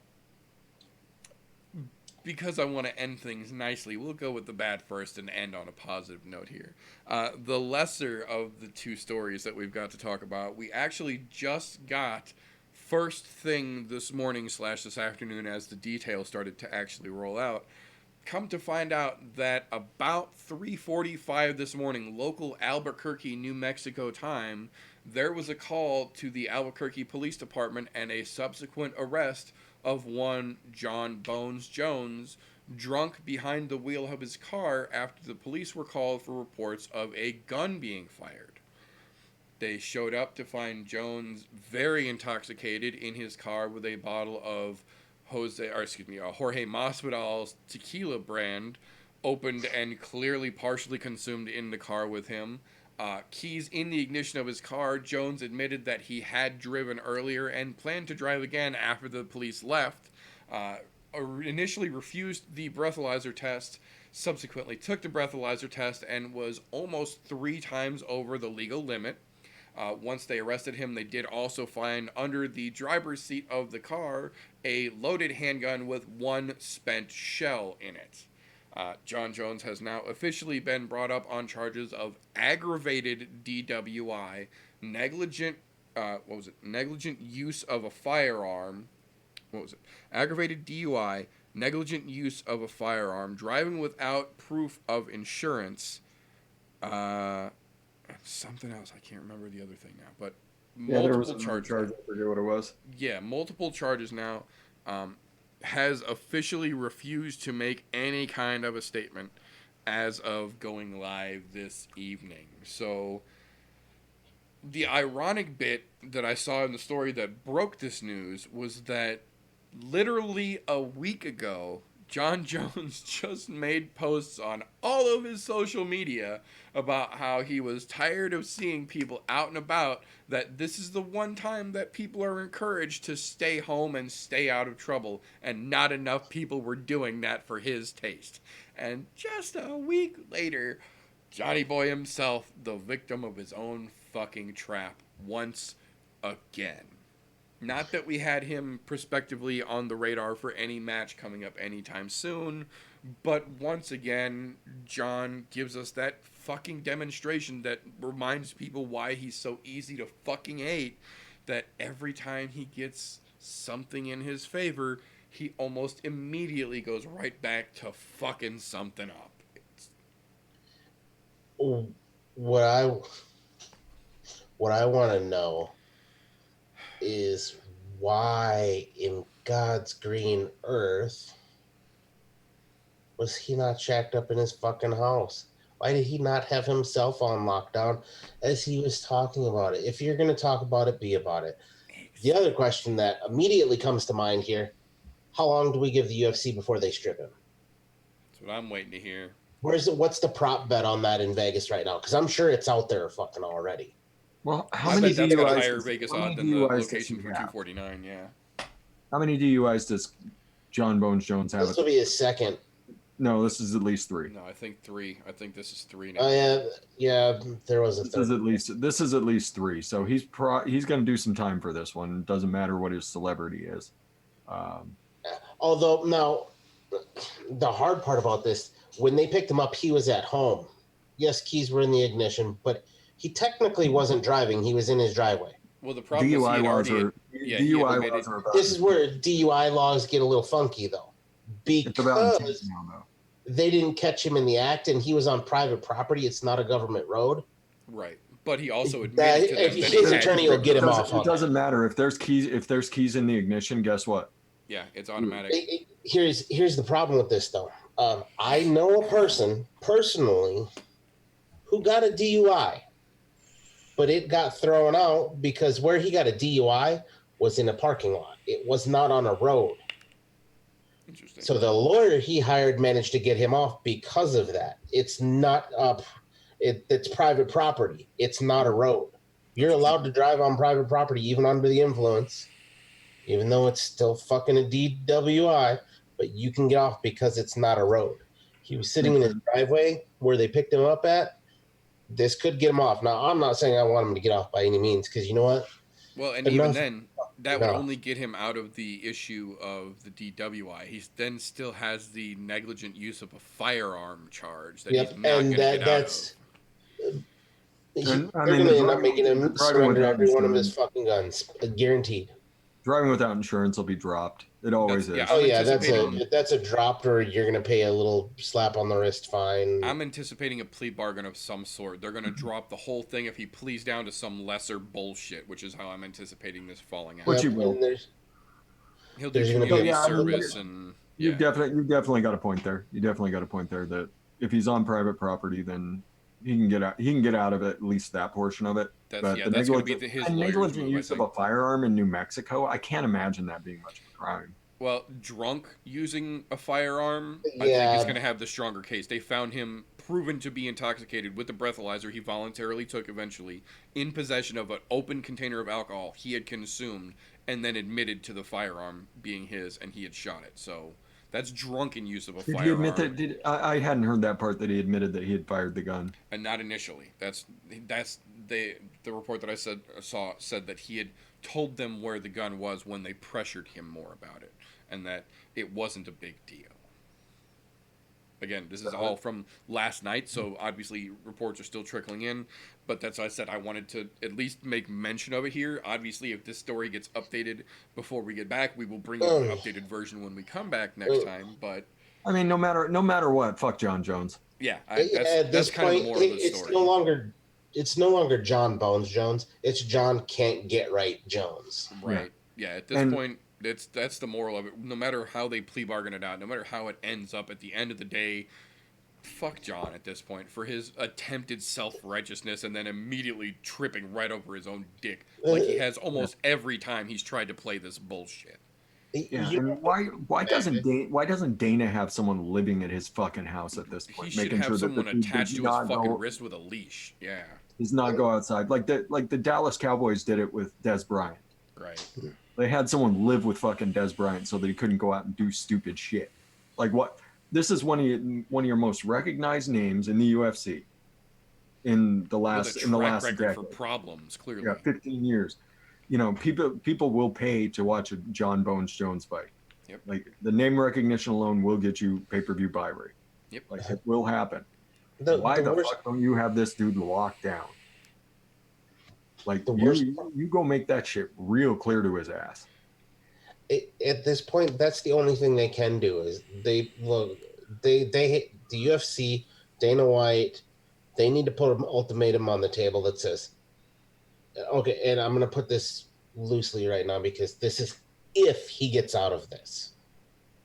We don't know what's going to happen because justice system still has to do their part. But if he gets out of this relatively scot-free, if he gets out with a misdemeanor of some sort because he pleads down, whatever, has a good attorney, blah, blah, blah. Oh, he's got a great attorney. I guarantee Well, it. we know he's got a great attorney, but anyhow, if he pleads down to like a misdemeanor, the UFC needs to put an ultimatum on the table that says, hey, you do one more thing wrong, you'll never fight again. You're blackballed. We're going to blackball you from everybody. We're going to get a hold of Scott Coker at Bellator. We're going to get a hold of One, PFL, everywhere. You won't fight again. Oh, They he'll just fight blackballs. again. It'll just be years down the road because the UFC can just sit on his fucking contract and not. Yep. They can sit on it until he's fucking 50 years old and then go ahead and fucking fight. Yeah, Good go luck. ahead, dude. At this point, I think the thing that pisses me off the most about it is I really love watching him fight. I really do. I used to. But I still just I used to love the dude as a whole, but he's turned out to be the complete epitome of a piece of shit. Yep. Like, Unfortunately. you're not even a skid mark in a pair of underwear. You're literally a big pile of diarrhea in the middle of a carpet. Yep. And he really used to tie the room together. Yeah. It's sickening for me because there was a long time. You asked me who my current favorite fighter was. It was John Jones for a long time. Absolutely. That is not the case, and it has not been the case for quite some time. Nope. Yep. Crazy Look, I will name 10 other fighters. I'll even go this far. I like DC more than I like John Jones right now. Mm. Ooh, that's rough. That's pretty fucking bad. Yeah. DC ain't doing stupid shit outside of the fucking octagon. As much as I don't like his personality, I like him more than John Jones because he keeps his shit clean. Ouch. That's saying something. Yeah. And once again, I mean, this all goes back to you're a professional fucking fighter. Right? You signed up to do a fucking job. You only have one job to do. You're literally not fuck up. under a fucking microscope for everything you do because of your name, what you've accomplished inside of the octagon. Look, anybody who's watched that Dark Side of the Ring on Vice, Yep. John Jones has literally enough to where he could create a whole new fucking Vice show called Dark Side of the Octagon. Right. He could have like 7 or fucking 8 episodes at this point because he's such a fuck up. It's ridiculous. Yeah. Like they're going to eventually, one of these days, like let's say 10, 15, 20 years down the road, when we're all in our 50s and 60s, I'm guessing we're going to see a fucking documentary on John Jones, Oh, yeah, the I'm rise certain. and fall. I'm certain, yeah. And the thing is like every time there's a fall, like he rises right back up because he's an infinitely fucking talented fighter. Not anymore. Not anymore. That last fight of his was horse shit. It's pretty shitty, But- yeah. Well, and the I mean, ironic bit about this is that almost the exact same situation turned 90 degrees is actually the last thing that I've got here that I want to talk about before we jump into the little quarantine ration MRE that we've got this evening. Um, in light of birds of a feather fucking up together, the other person that we've got one little piece of news about here is the one and only master of disaster himself, Conor McGregor, back in the news. Ironically enough, not for fucking up like we hear from John Jones, but for the other side of that, for being on the proper path for a change, making multiple public statements with the president or governor, I don't remember what exactly his political affiliation was, someone in charge of Ireland, working with their promotional team for the government to help encourage people to stay home and to stay safe. And then, as of yesterday afternoon, donating $1.2 million worth of protective gear to the country of Ireland's first responders, doctors, and medical professionals. And this comes on the heels that we just talked about 2 weeks ago from Conor McGregor donating $1.1 million to the first responders of New York City before this current crazy shit situation ever had fallen into place. So this is, in my opinion, not necessarily the forgiveness by any stretch of the imaginations, but this is an example of the reason why Conor McGregor, more so than John Jones, gets a pass when he makes a fuck up, like talking shit about Khabib and then getting his ass choked the fuck out. Because when he says you have to be better, you have to worry about everyone outside of the octagon, and then he gives $1 million to New York first responders, and then he gives $1 million to Ireland's medical professionals, and he goes out and he does public speeches and he does promotional things with the government of Ireland to try and help keep the people of his country safe. It's more than just the stereotypical Conor slapping a phone out of somebody's hands. This, in my opinion, is one of the things that really separates the Conor McGregor and the John Jones in terms of stars in the UFC. John Jones will most likely plea bargain out and not do serious jail time over his bullshit, and then will probably do some sort of alcohol awareness or addiction awareness promotion for the UFC by the time the fall gets around here. And that'll be some sort of a mandated thing, which we've seen him do in the past with his bullying, with his drunk driving awareness things. This isn't something the UFC mandated. This is the type of person that Conor McGregor legitimately is. This is one of the reasons why, despite people initially snickering and wanting to talk shit about this, I make a point to mention stories like this, because despite his very public and very undeniable fuck-ups, Conor McGregor, of his own volition, is a good person and will go out of his way to help as much as he is able to, all of the fucking time. But because he is such a public persona, because there's always so much stigma and so much spotlight around him, it doesn't, in my opinion, get as much recognition as it should, that he does shit like this in the shadows. He didn't ask anybody to talk about the shit he's doing with the leaders of Ireland to help keep people safe. He didn't ask for fucking recognition for the money that he gave to New York. He didn't ask for any recognition for the money he's giving to Ireland. This is the reporting that is being done because he's doing these things. He's doing this on his own. This isn't a punishment like we're going to see with John Jones coming in a couple months doing some type of public service bullshit. Conor McGregor is giving millions of dollars away and literally being the voice for the government to try and help keep people safe in these crazy times we're living in these days. And I think that unto itself deserves a little bit of recognition, because despite his fuck-ups on very much a John Jones-esque level, Conor, of his own, tries to make right more than I think John does. And I think that's part of the reason why we still forgive Conor McGregor when he fucks up, whereas we're pretty much all done with John fucking Jones at this point. You know, the biggest reason why I give Conor credit, he's always been that brash cocksucker. We know that. So when he did crazy outlandish shit, it wasn't fucking surprising. Yeah, nothing out of the ordinary for him, yeah. As weird as it is. Opposite side of that fucking yin and yang here, you have John Jones, who is always touting himself as holier than thou. I'm fucking better than you because I do all this shit. Yep.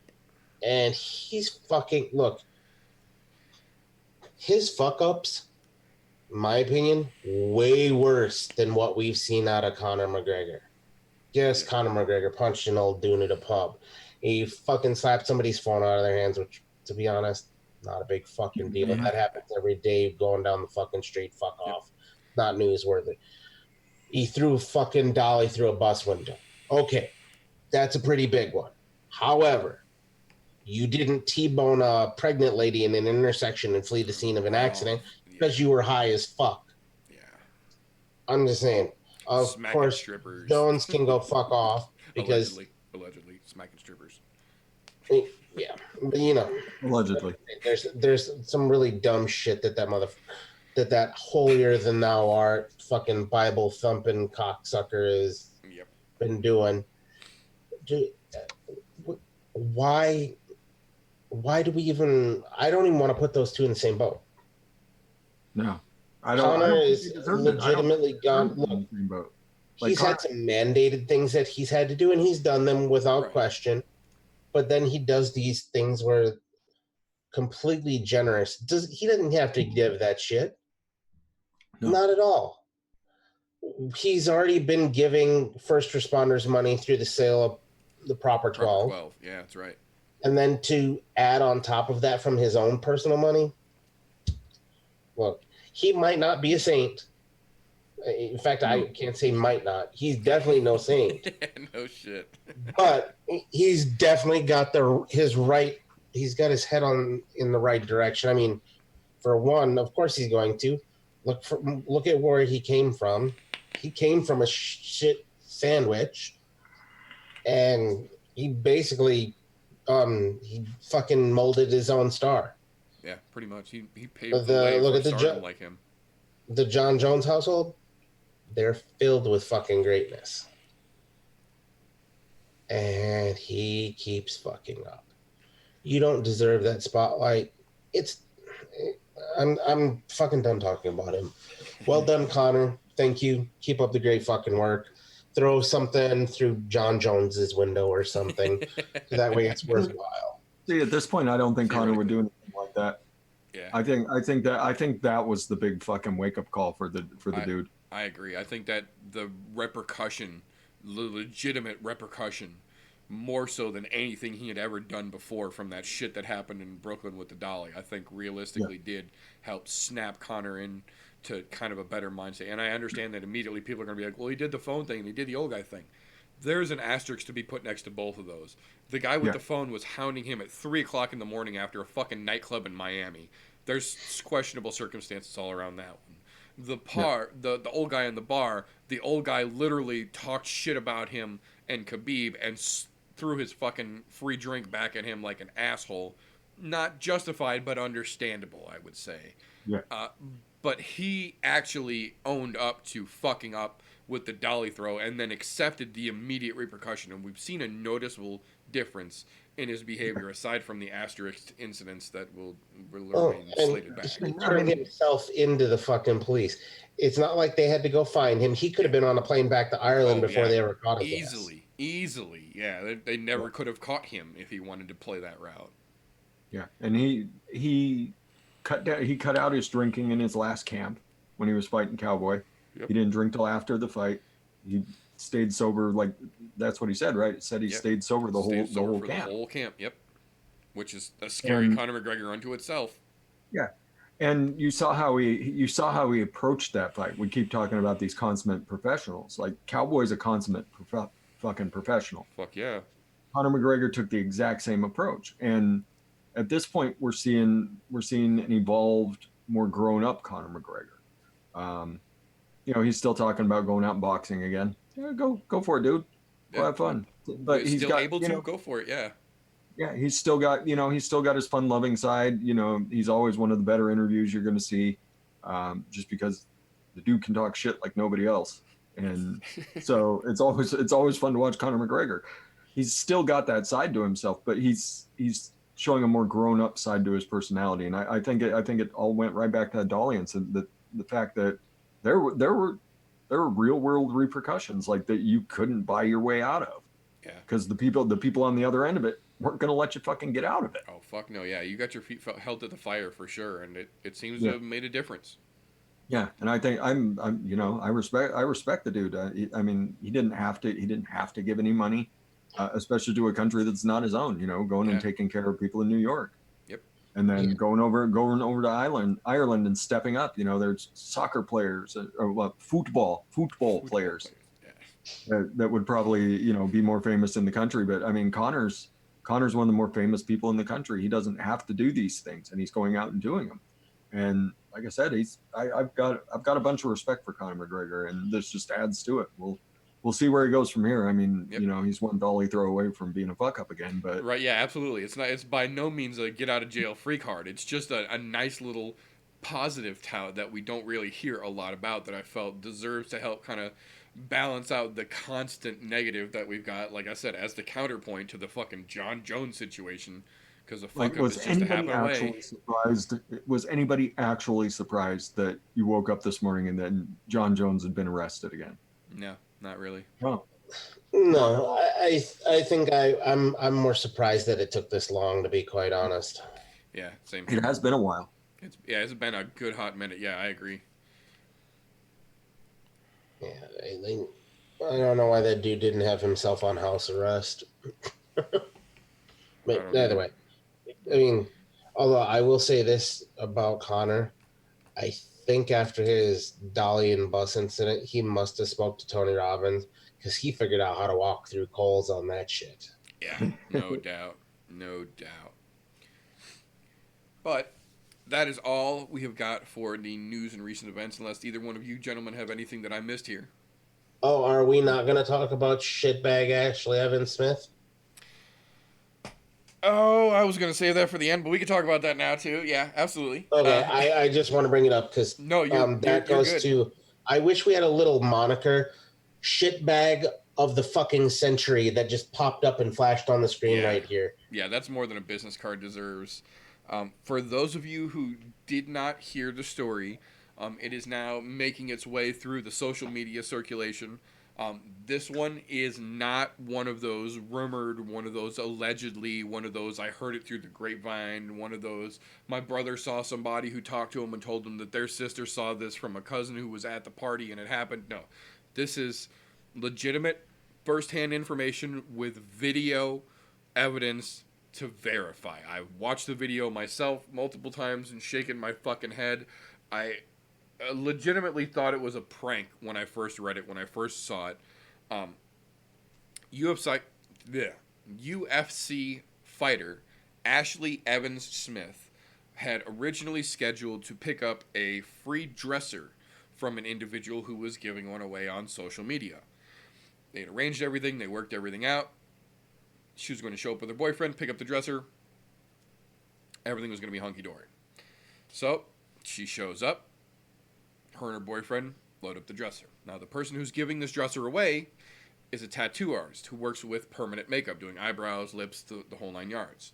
They and their fellow local artists were in the middle of a drive to help gather spare masks, spare gloves, and spare medical supplies for their local hospital.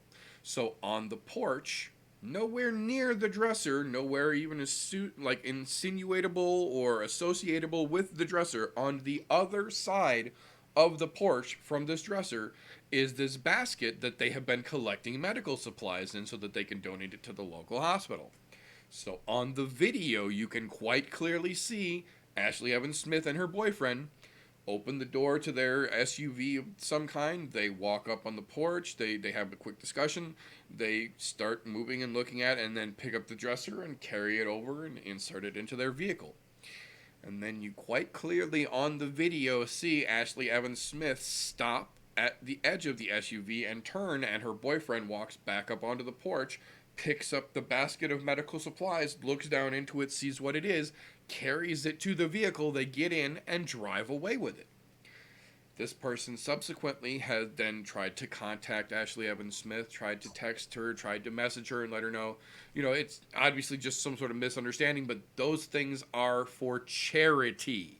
Those things are being donated to the hospital. Those are things that we have gathered to give to people who legitimately need them in this crazy fucking pandemic time we are living in right now. And not only did Ashley Evans Smith not answer, not respond, not bring back the things in the basket that were taken. She and her boyfriend then subsequently blocked this fucking person on social media altogether as to try and pretend that this didn't happen. This person has one of these video doorbells where the entire incident is literally videoed and attached to the post, which I have shared on my page. I will also make sure I get it shared after the show on the I'm No Joe page. The video is attached. You can see this happening. This isn't a rumor. This isn't a speculation. You see it happen. Like, what the fuck? As if the times that we are in right now aren't crazy enough.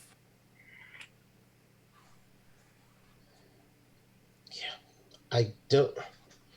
Not a I lot don't you can have say words about for this one. that. The worst part about this, in my own opinion, we all know what's going on. Ashley Evans Smith is a professional. Oh, wait a minute. Loosely. The air quotes here for those of you that are just listening on those. Professional fighter. Showing up to pick up a free A like free $600 desk. dresser. Look. Okay, I get And it. it's a very nice dresser. You see in the video. It's a very nice dresser. And who knows? Maybe they're one of those. Maybe she's one of those kind of people that likes to sand down, redo those types of things. Resell them. Hey, whatever. Do your thing. I'm cool with that. Everybody's got to have a hobby. But then to send back your boyfriend to grab the fucking box of medical supplies that are sitting there in a laundry basket, or what looked like a laundry basket to me. Yeah. That is some pretty goddamn low shit, especially in the time. And then to know that that person reached out to you, say, hey, that's for fucking hospital and medical professionals. And you still initially it was just reached out as, this is obviously just a misunderstanding. If you could just bring those back to, that's a charity thing. And then it became evident. Wasn't like they said, hey, cocksucker, bring this shit back. Yeah, no, it all started innocently and was assumed to be an apparently easy to make mistake until you see the video. And why, being as this is circulated around already, and I've seen it on multiple different sources now, why have we not seen any of her social media coming to fight this if she did nothing wrong? Or to say, no, I was told I could take this, this guy's lying, or whatever the case is. Look, sometimes when you don't say anything at all you're doing is fucking incriminating yourself. There's video evidence of what went on. It's not like you can fight this. Maybe the right thing to do is go take that shit back. And then okay. Yeah. I got busted. I'm a piece of shit. Let me try and make up for it. Yeah. Add some more to the pile. Fuck. Do something. Be like, you know what? We made a poor choice here. Yeah, this is your teachable moment. You either fucking bury your career here or you learn from the fuck up you just got caught with and you do better. And at what point do the police not get involved in this? Because that's theft. I don't know. It's just saying we could have seen 2 arrests. Yeah. Well, and this clearly isn't over yet, so I'm absolutely going to try and keep tabs and see how the fuck this ends up shaking out, because this is one of those things that something's going to inevitably happen. Uh-oh. So Ashley Evans Smith went on the Helani show earlier today, and she said that it was an honest mistake, that they were just out grabbing stuff, and they put it in the back. They put it in the back without looking what was in it. At this point, she's already given everything back and is donating to a hospital as a gesture. The people are saying that there is still things missing out of the basket, but she says, what more can I do at this point? Return everything that was in the fucking basket. Right. Well, that, and I get trying to say it was an honest mistake and you didn't know it was in the basket. I'm going to repost that video when we get done here on the I'm No Joe Instagram page. You can watch for yourself. He picks it up, looks down in it, and looks at her for confirmation, and you see her nod as he carries it to the vehicle. I get trying to downplay and backpedal out of this, but you can only lie so much when the video literally shows the entire fucking action. So, Yeah.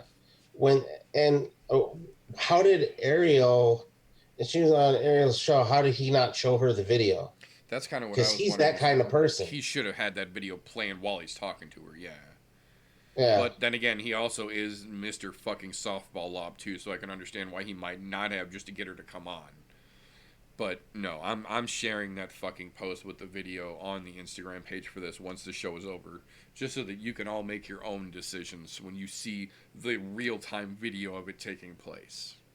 Yeah, and because it wasn't like it was a slow. It wasn't like it was a quick drop that in, run back, grab that, and run back. Yeah, it was It was casual. legit. You could see they saw it while they were getting ready to pick up the fucking shit. Yep, and then went I back went, oh, for it. This will be good. We'll take that too, since it's out here. Being as is, I get it. The whole porch pickup thing. We've been doing that here at my house because we give to needy families in our area. Yep. So we've been leaving stuff on our porch because the whole being safe, kids having kids and all that. And you drop the shit on the porch, let somebody pick it up at their leisure, Yep. and they take off. We don't say hello, we don't say goodbye, nothing. We just we do the same. Yeah. shit's there, you leave it there. And we've left multiple bags and stuff like that out where there's names for people who's goes with whose shit.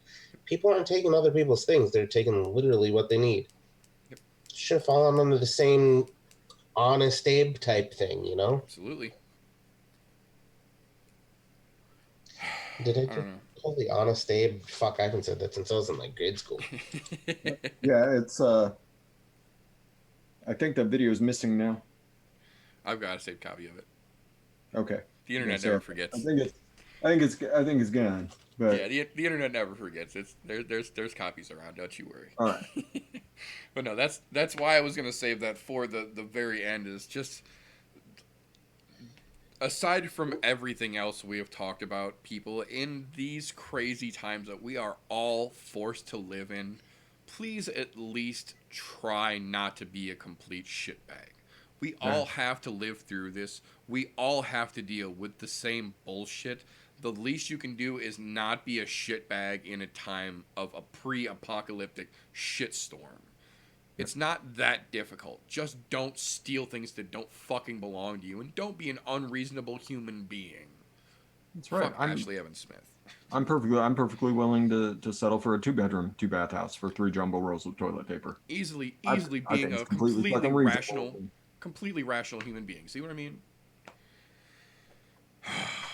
But that, under these pre-Mickey Mouse apocalyptic times we are currently living in, will bring us to the sanitized, homogenized, and sterilized quarantine ration that is the meat and potato portion of this particular episode here. The namesake, the reason for the season this particular weekend. Fingers crossed, knock on wood. Submission Underground 12. Uncle Chael's own broadcast of a mix of sometimes combat jiu-jitsu, sometimes not. Not this weekend, unfortunately, but understandable with the situation. But still, one-on-one jiu-jitsu and submission-only grappling, singles matches, and once again being brought back for the return, but with new refined rules and a thankful different referee, tag team jiu-jitsu match. So, this unfortunately does not have a full released fight card. Generally, that happens day of because they are still adding last minute individual competitions all the way up until ready to roll time because they do have a lot of open weight classes and things like that they work. As of right now, we are going to take the casualist of casual approaches, since we don't unfortunately have our favorite casual this evening. We are going to take the casualist of casualist approaches on this particular card, and we are going to give our particular thoughts and breakdowns on the 3 main cards, or the marquee card fights on this particular entry. Taking place in in Portland, rather, this Sunday evening. Yeah, no, in Portland this Sunday evening on UFC Fight Pass Live will be Submission Underground 12. So the first one I want to talk about, we're going to go a little backwards here. The highlighted ladies match of the evening, one Amanda Lowen versus Roxanne the Happy Fighter Modafferi. This is going to be, I feel, a very interesting match, but I feel that this is going to kind of set the tone for what's going to be the actual main event. And I say that the tag team jiu-jitsu is the actual quote-unquote main event. It's the final match of the evening. Main event I'm referring to here are the three that we're going to talk about, the main singles event of the evening. I feel that this one kind of sets us up very much for how that match is going to go, in that Amanda Lowen is a decent grappler, decent jiu-jitsu player, but mainly known for her physical strength and endurance ability, versus the other side of that, Roxanne Modafferi is not necessarily known for her physical strength or aggression, but she is, on the other hand, known for being a very, very legitimately dangerous jiu-jitsu practitioner from anywhere the fight can go. In this situation, it's going to be very much a matchup of strength versus style and technique, and I think that's very much how our main event's going to go as well. I think in this situation, I think it is going to butter us up to see how the end goes, but I think at least in this situation, we're going to see Roxanne Modafferi take it here, because in these situations, this isn't a fight. This is a grappling and submission match, so that strength isn't going to give you the ability to strike and impact the other fighter. You have to be able to use your technique and your finesse. That's where Modafferi is going to shine here. I think we might actually see a sub coming out of Modafferi here, because when you're wrapped up, big muscles work against you, and Amanda Lowen is fucking yoked, son. Yeah, she is. Look, there's in jiu-jitsu itself, in grappling as a whole, technique always perseveres over strength. Always. Mm-hmm. You can be fucking a twig and take on a fucking goddamn big old Hulk of a motherfucker and still win as long as your technique is on point. If you don't believe me, go look at you can go on YouTube. There are plenty of old Gracie videos out there from when they would just take on whoever walked into the gym that wanted to challenge them. The beach And you videos. get bodybuilders walking in there thinking they could whip their ass because they're fucking huge. Yep. No. The strength will get you around for a little while, but eventually the technique's going to take it. And I think that's where Roxanne's going to have all of her fucking wonderful fucking success here. Because look, for one, she got the upset over Macy Barber recently. We know that, albeit Macy Barber blown out knee, whatever. That is what it is. I'm just saying she earned her W. She earned her W, and what did she do it with? Grappling, because that's what she's fucking good at. Yep. Not just any grappling, she dominated her on the fucking ground. Absolutely. Blown out knee or not, she literally dominated her. The only thing that's going to give her any problem here is because Amanda is so fucking huge, and she's got a decent grappling background. That extra strength might give her a little help, but I still think Modafferi's got a much better, well-rounded jiu-jitsu game. More dangerous game, I agree.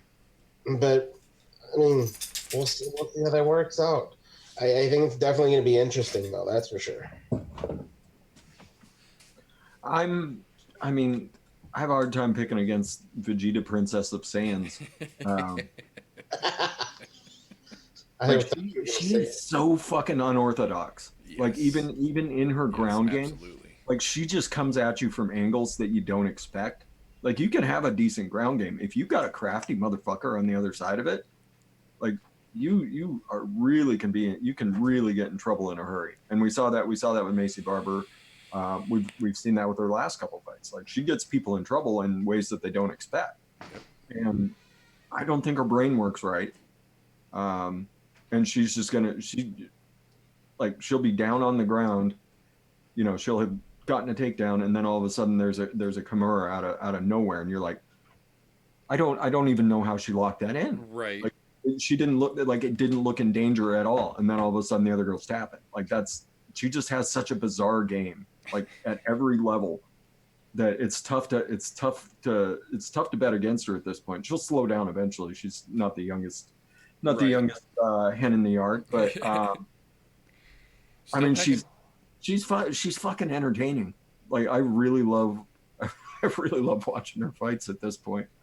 I was rooting for Macy Barber on that last fight, and Modafferi like is just watching her, is like, this young girl is in so much trouble, and she Yeah, has she no was in fucking so idea. far over her head and had no Yeah. idea either. And everybody, like, I think I was the only one that was really saying, nah, she got this, she can power through, she'll beat the piss out of her, take her down. I was so proven wrong by Modafferi that I'll take Modafferi just on my pure entertainment value of her. I agree. So, Everybody's favorite librarian. right? Yeah, no shit, right? The cosplay and combat fighter. So that's gonna be an interesting one to see how it shakes out. The next one I want to talk about here. Can The she show up dressed as Majin Buu to the fight? I Like, think I think at Submission Underground she might actually be able to wear some crazy shit out to the match. It could get oh, interesting, that's for sure. She's known for it, like so it you thought those boxing entrances with right. Well, I Fury mean, and this what's is his Uncle. fucking. Yeah, this is Uncle Chael's promotion, and if there's somebody who can appreciate a good walkout, it's definitely Uncle Chael. Oh, I mean, we've seen her do it in the UFC, fucking Super Saiyan hair. for the weigh-ins, yeah. Yeah, out to the weigh-ins and She's shit. doing her weigh-in. Absolutely. She's doing her weigh-in with like a 15 fucking pound wig on her head. Yep. Yeah, not a single fuck to be given. So this could be very interesting to see that roll out for sure. That will bring us to the quote unquote co-main event, as far as singles matches at least go here. Two legitimate legends in terms of UFC status here. One, Carlos the Natural Born Killer Condit versus Jake Ellenberger. Mm. Ellenberger, to his credit, has competed in Submission Underground before and done fairly fucking well. He has also taken place, maybe not in the most recent one, but in some of the more recent quintet competitions as well. So it will be interesting to see how the two of these gentlemen get down in the Uncle Chael style EBI rules that they run, where there is no striking. Um, Ellenberger is a man with a wrestling background. That was one of his definite best tool sets in the UFC. Condit, not so much known for his wrestling, but absolutely known for some of his submissions.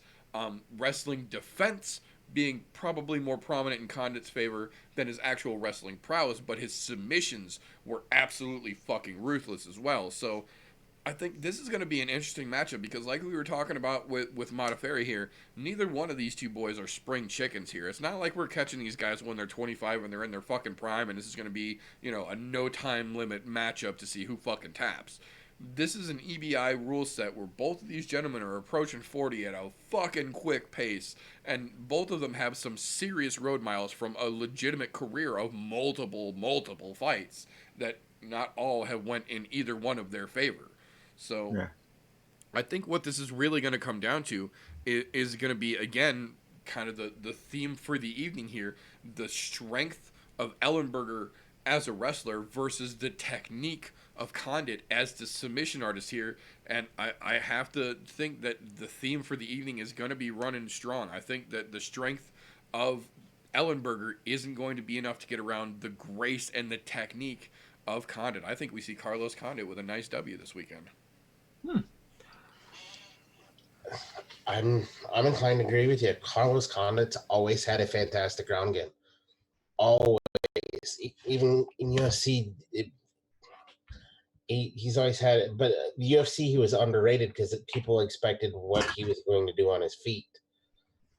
Don't get me wrong, Jake Ellenberger's fucking wrestling and ground control has always been phenomenal.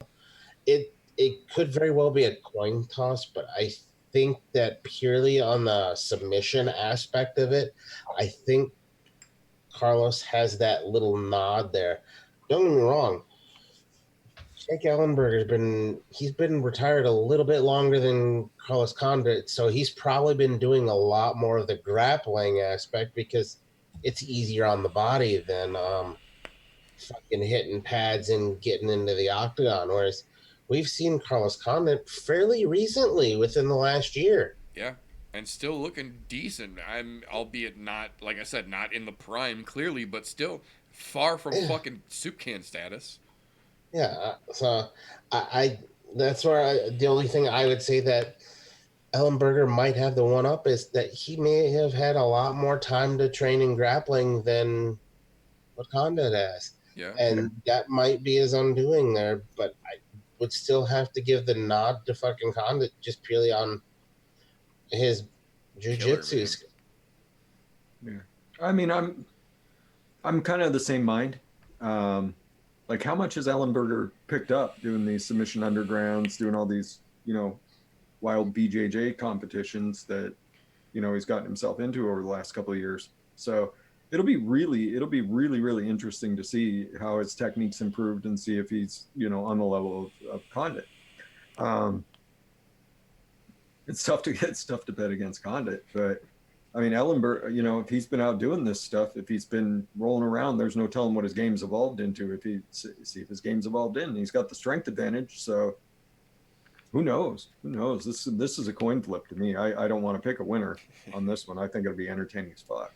Yeah, it's gonna be a good matchup either way. I agree. Yeah. That, and we know at least that we've got a different referee this time, so that a lot of these matches that should be interesting should actually be interesting this time. Those of you who watched Submission Underground 11, there was a lot of really good matchups on that card that ended up being very either anticlimactic or infuriatingly controversial because the referee that refereed every match on the entire card did not know what the fuck he was watching or what he was actually supposed to be refereeing, and it caused a lot of issues. So one of the first things that Chael and the staff at Submission Underground assured everyone right away was that there will be a new referee for this one. So, You know, that's the one thing I really like about Submission Underground versus UFC. They get to choose who their refs are. They're like, hey, we yeah, don't like what's going on here. yeah, this guy didn't know We're what the gonna fuck he's doing. We're not bringing him back. Yeah, get him the fuck out. And go ahead, we'll have it in Texas. That's fine. But we're right. choosing the refs and we're gonna choose who's doing points. Yep. Fuck you. Yep. So, aside from the actual quote unquote final event, the tag team jiu-jitsu match that I absolutely encourage everyone to watch because it's an interesting rule set. It's a whole interesting concept, and if it plays out the way that it should when the referee understands and all parties involved are aware of the rule set better this time, I believe, than we had last time, that's going to be very interesting. But aside from that, the actual final singles competition, the sous vide and vacuum sealed portion of little steak au pois that is the main event of the actual evening here. One Kevin the King Casey versus Craig Tarzan Leopard Print Spot Shorts Jones in one of the literal largest grappling matches of the Submission Underground series. Both of these gentlemen are very, very big, both in the world of grappling and in physicality. They are both yoked young men, both very much so in their prime in terms of their grappling and their submission abilities. This, like we said earlier, is kind of the running theme of the evening. We have got the dominant, strong wrestler in Kevin Casey versus the stylistic, just assassin that is the Brazilian Jiu-Jitsu practitioner in Craig Jones. The difference here is that Kevin Casey does have some Jiu-Jitsu experience. He does have good submission ability that goes with his wrestling style. More so, I feel, than Craig Jones has just general wrestling and grappling experience outside of his jiu-jitsu. The thing that Jones has going for him more than possibly anything else is that he is affiliated and associated with the Danaher Death Squad of leg locking assassins coming out of the Henzo Gracie Academy in New York. And aside from the daunting sight that can be Craig Jones in a literal leopard mankini when he performs, the technique and the ability that he shows, as well as all of these Henzo Academy Danaher Death Squad assassins, is just off the fucking chart. So this is actually going to be a very, very intense matchup here. And even though it's realistically along the same themes of the evening's strength on one side versus technique on the other side, this one is going to have a lot more what if factors than any of the other ones on the card itself, because both of these gentlemen are so good at both sides of the coin. Again, still a little more specialized on one side than the other for both gentlemen, but the fact that both of these gentlemen are so much more well-rounded, I would say, than the other fights on the card is going to make this a little bit of a what-if situation. This one, I feel, much like a legitimate MMA match, is going to come down more so to who's going to be able to implement their game plan here. Because if Kevin Casey can get a hold of Craig Jones, he's going to be able to throw him around if he can impose his game plan and use his grappling the way that he knows how to. But on the other side of that, if he comes in sloppy, if he comes in too cocky like Kevin Casey has been known to do, he's going to leave himself open to some very, very dangerous submissions from one of the country's literal most dangerous jiu-jitsu practitioners as well. Leopard print be damned. The thing that stands out to me the most here is, aside from all the fuckery he takes part in routinely, aside from the polka dots that will distract you when the match is going on, eyes up here, Craig Jones is legitimately a very, very intelligent and well-rounded Brazilian Jiu-Jitsu practitioner. He can get very creative in the moment, just as much, if not more so, than Modafferi can in the unorthodox methods that come at you from this particular individual.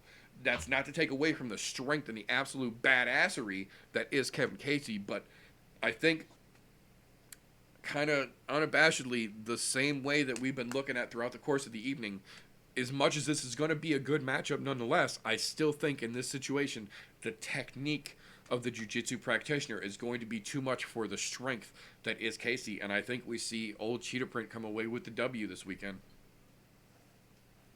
Dude, you nailed that down to a T. The only thing that I can add to that, the only thing that really just hammers that home for me is that, in case anybody who has forgotten, Craig Jones is the current International Brazilian Jiu-Jitsu Federation World No-Gi Champion.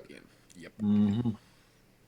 That right there, that's among killers of killers in from the fucking world grappling. over. Yeah, this isn't MMA. Yeah. This is from just jiu-jitsu. He Yeah, is that's the best in the international. world. Yeah, it's not just the BJJF. No, it's the IBJJF. International. Everybody from around the world partakes in that. The best of the best of the best. He's the current no-gi champ. Submission on the ground, no-gi. Yep.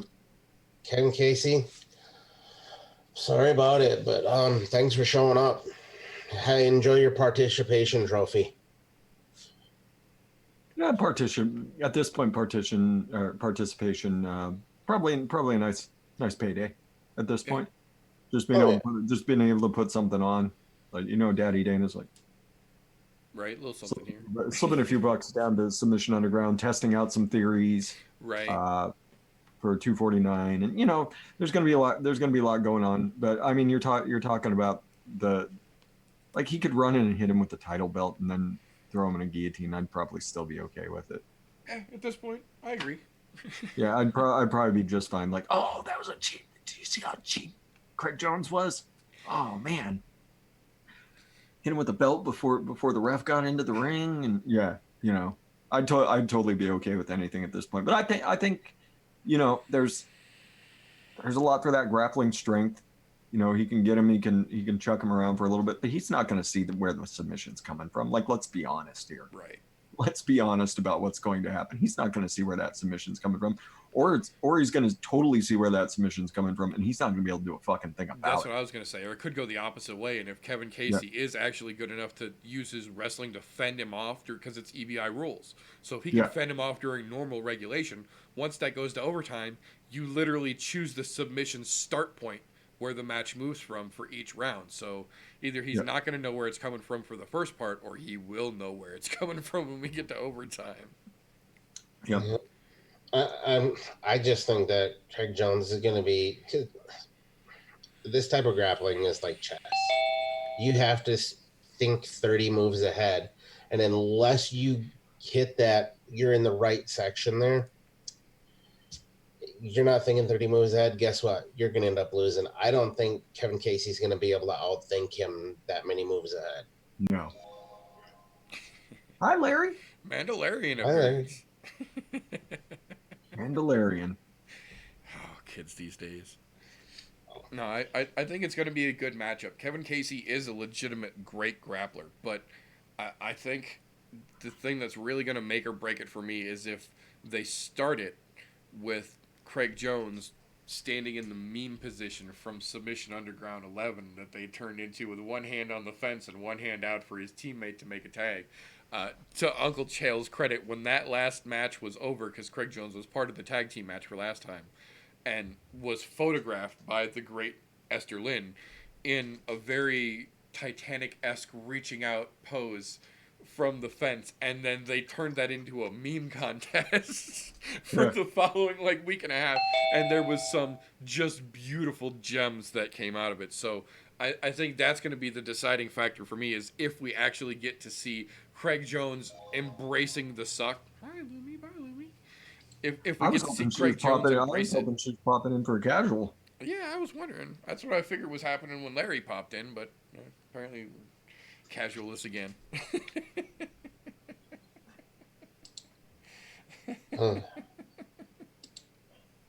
Gonna be an interesting weekend, that's for sure. Yeah, absolutely. At least there's something. Thank God there's something. That's what I said. Realistically, the fact that we've got something this weekend is enough for me. Even if it ends up being dull and boring fucking matches, it's still something. And at this point, we're already 2 weeks removed from our last something, and at least 2 weeks plus out from our next potential something. So I'm just happy that Uncle Chael was willing to stand up and keep his fucking foot put down, that everything was set in place, everything was done precautionary to make sure this is safe as it can be, and it's going forward. So for that, all we can really do is thank Uncle Chael. Hopefully we see that as a trend, you do everything you can. Yeah, if done properly and done safely, realistically, it still can be done. It just can't be rushed, and you can't half-ass it. You have to pay attention, and you have to do it properly, but it can still be done, I think. I don't know. I'm hoping it works out. I hope it works out beautifully. But that's all we got for this particular episode, folks. So before we run it around the room, if we gave you some interesting points this evening, give us a thumbs up. If we gave you some news you weren't aware of yet and you can appreciate that, maybe subscribe. We try and do this every week. If we brought things to your attention that you didn't know, if we gave you a valid point to sit and ponder on later on throughout the evening, share an episode. We're trying to grow this damn thing. On the other side of that coin, if we're just a couple of dumbasses sitting in front of our computer not knowing what the fuck we're derping about, give us a thumbs down, because we earned it, and we won't dispute that in the least. But with that being said, I do want to thank these fine folks for coming out to be part of this shenanigan shit show with me in this crazy time that we live in. So if folks want to keep the best update on what that Northwest Regional Contagion is looking like at this point, how can they keep tabs on you, Fresh03? Just subscribe to the channel, Fresh03. I'm easy to find. I'm all over the place. I don't believe I'm doing I forget which day I'm not doing a show, because I think the True Vapors are doing the Vaping Misfits. Tomorrow night. They're doing a mental health stream. I believe it's on the 28th. So that may be Saturday. I may not be doing a show. I may be doing a show tomorrow. But I'm trapped at home. I'll go live whenever the fudge I want, unless there's a mental health stream. Then I'll totally step back. But that's all. I mean, that's all I got. Enjoy the fights this weekend. Hopefully they're able to pull it off. Hopefully all the safety precautions in place will allow the event to take place. I'm really looking forward to it. Something, like I said, it's something. I'll be happy to watch. Hell yeah. Well, thank you very much for your time, sir. Much appreciated. My pleasure. And then, at this point, if somebody needs to know what the best place to watch a UFC event or get a stockpile of Purell in the Green Bay regional area is, how can they get a hold of you, TJ? Right here, Golf T Vapes on the YouTubes. Wednesday nights, 9:30 Central Time, or also on the Instagrams. Shoot me a DM.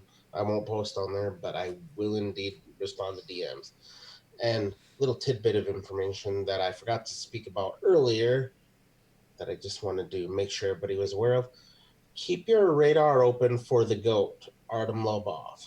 He is currently trying to get a one-fight deal with the UFC for UFC Dublin to fight a one Zubaira Turgov. Yep. Yeah.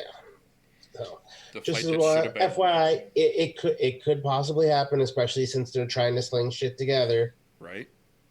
And he only wants a one-fight deal because apparently he wants to get back into bare-knuckle boxing, which I'm perfectly all right with. But I also want to see him finish that fucking melee shit that went down with the one we were talking about earlier, Conor McGregor. You know, just saying.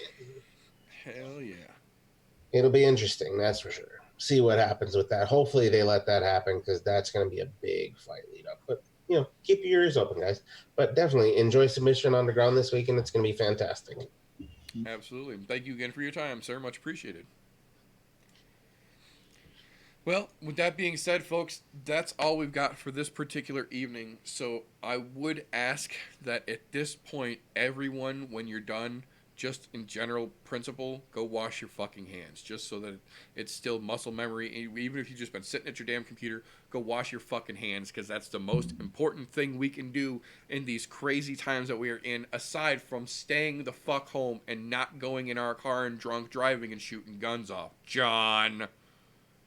But that being said, we're going to go ahead and get the fuck out of here. So remember, don't let ignorance stop you. You can root for anything. Unless it's this weekend's UFC London card. Or thinking that Epstein really killed himself. Because if you think those are a thing, then all I can say is...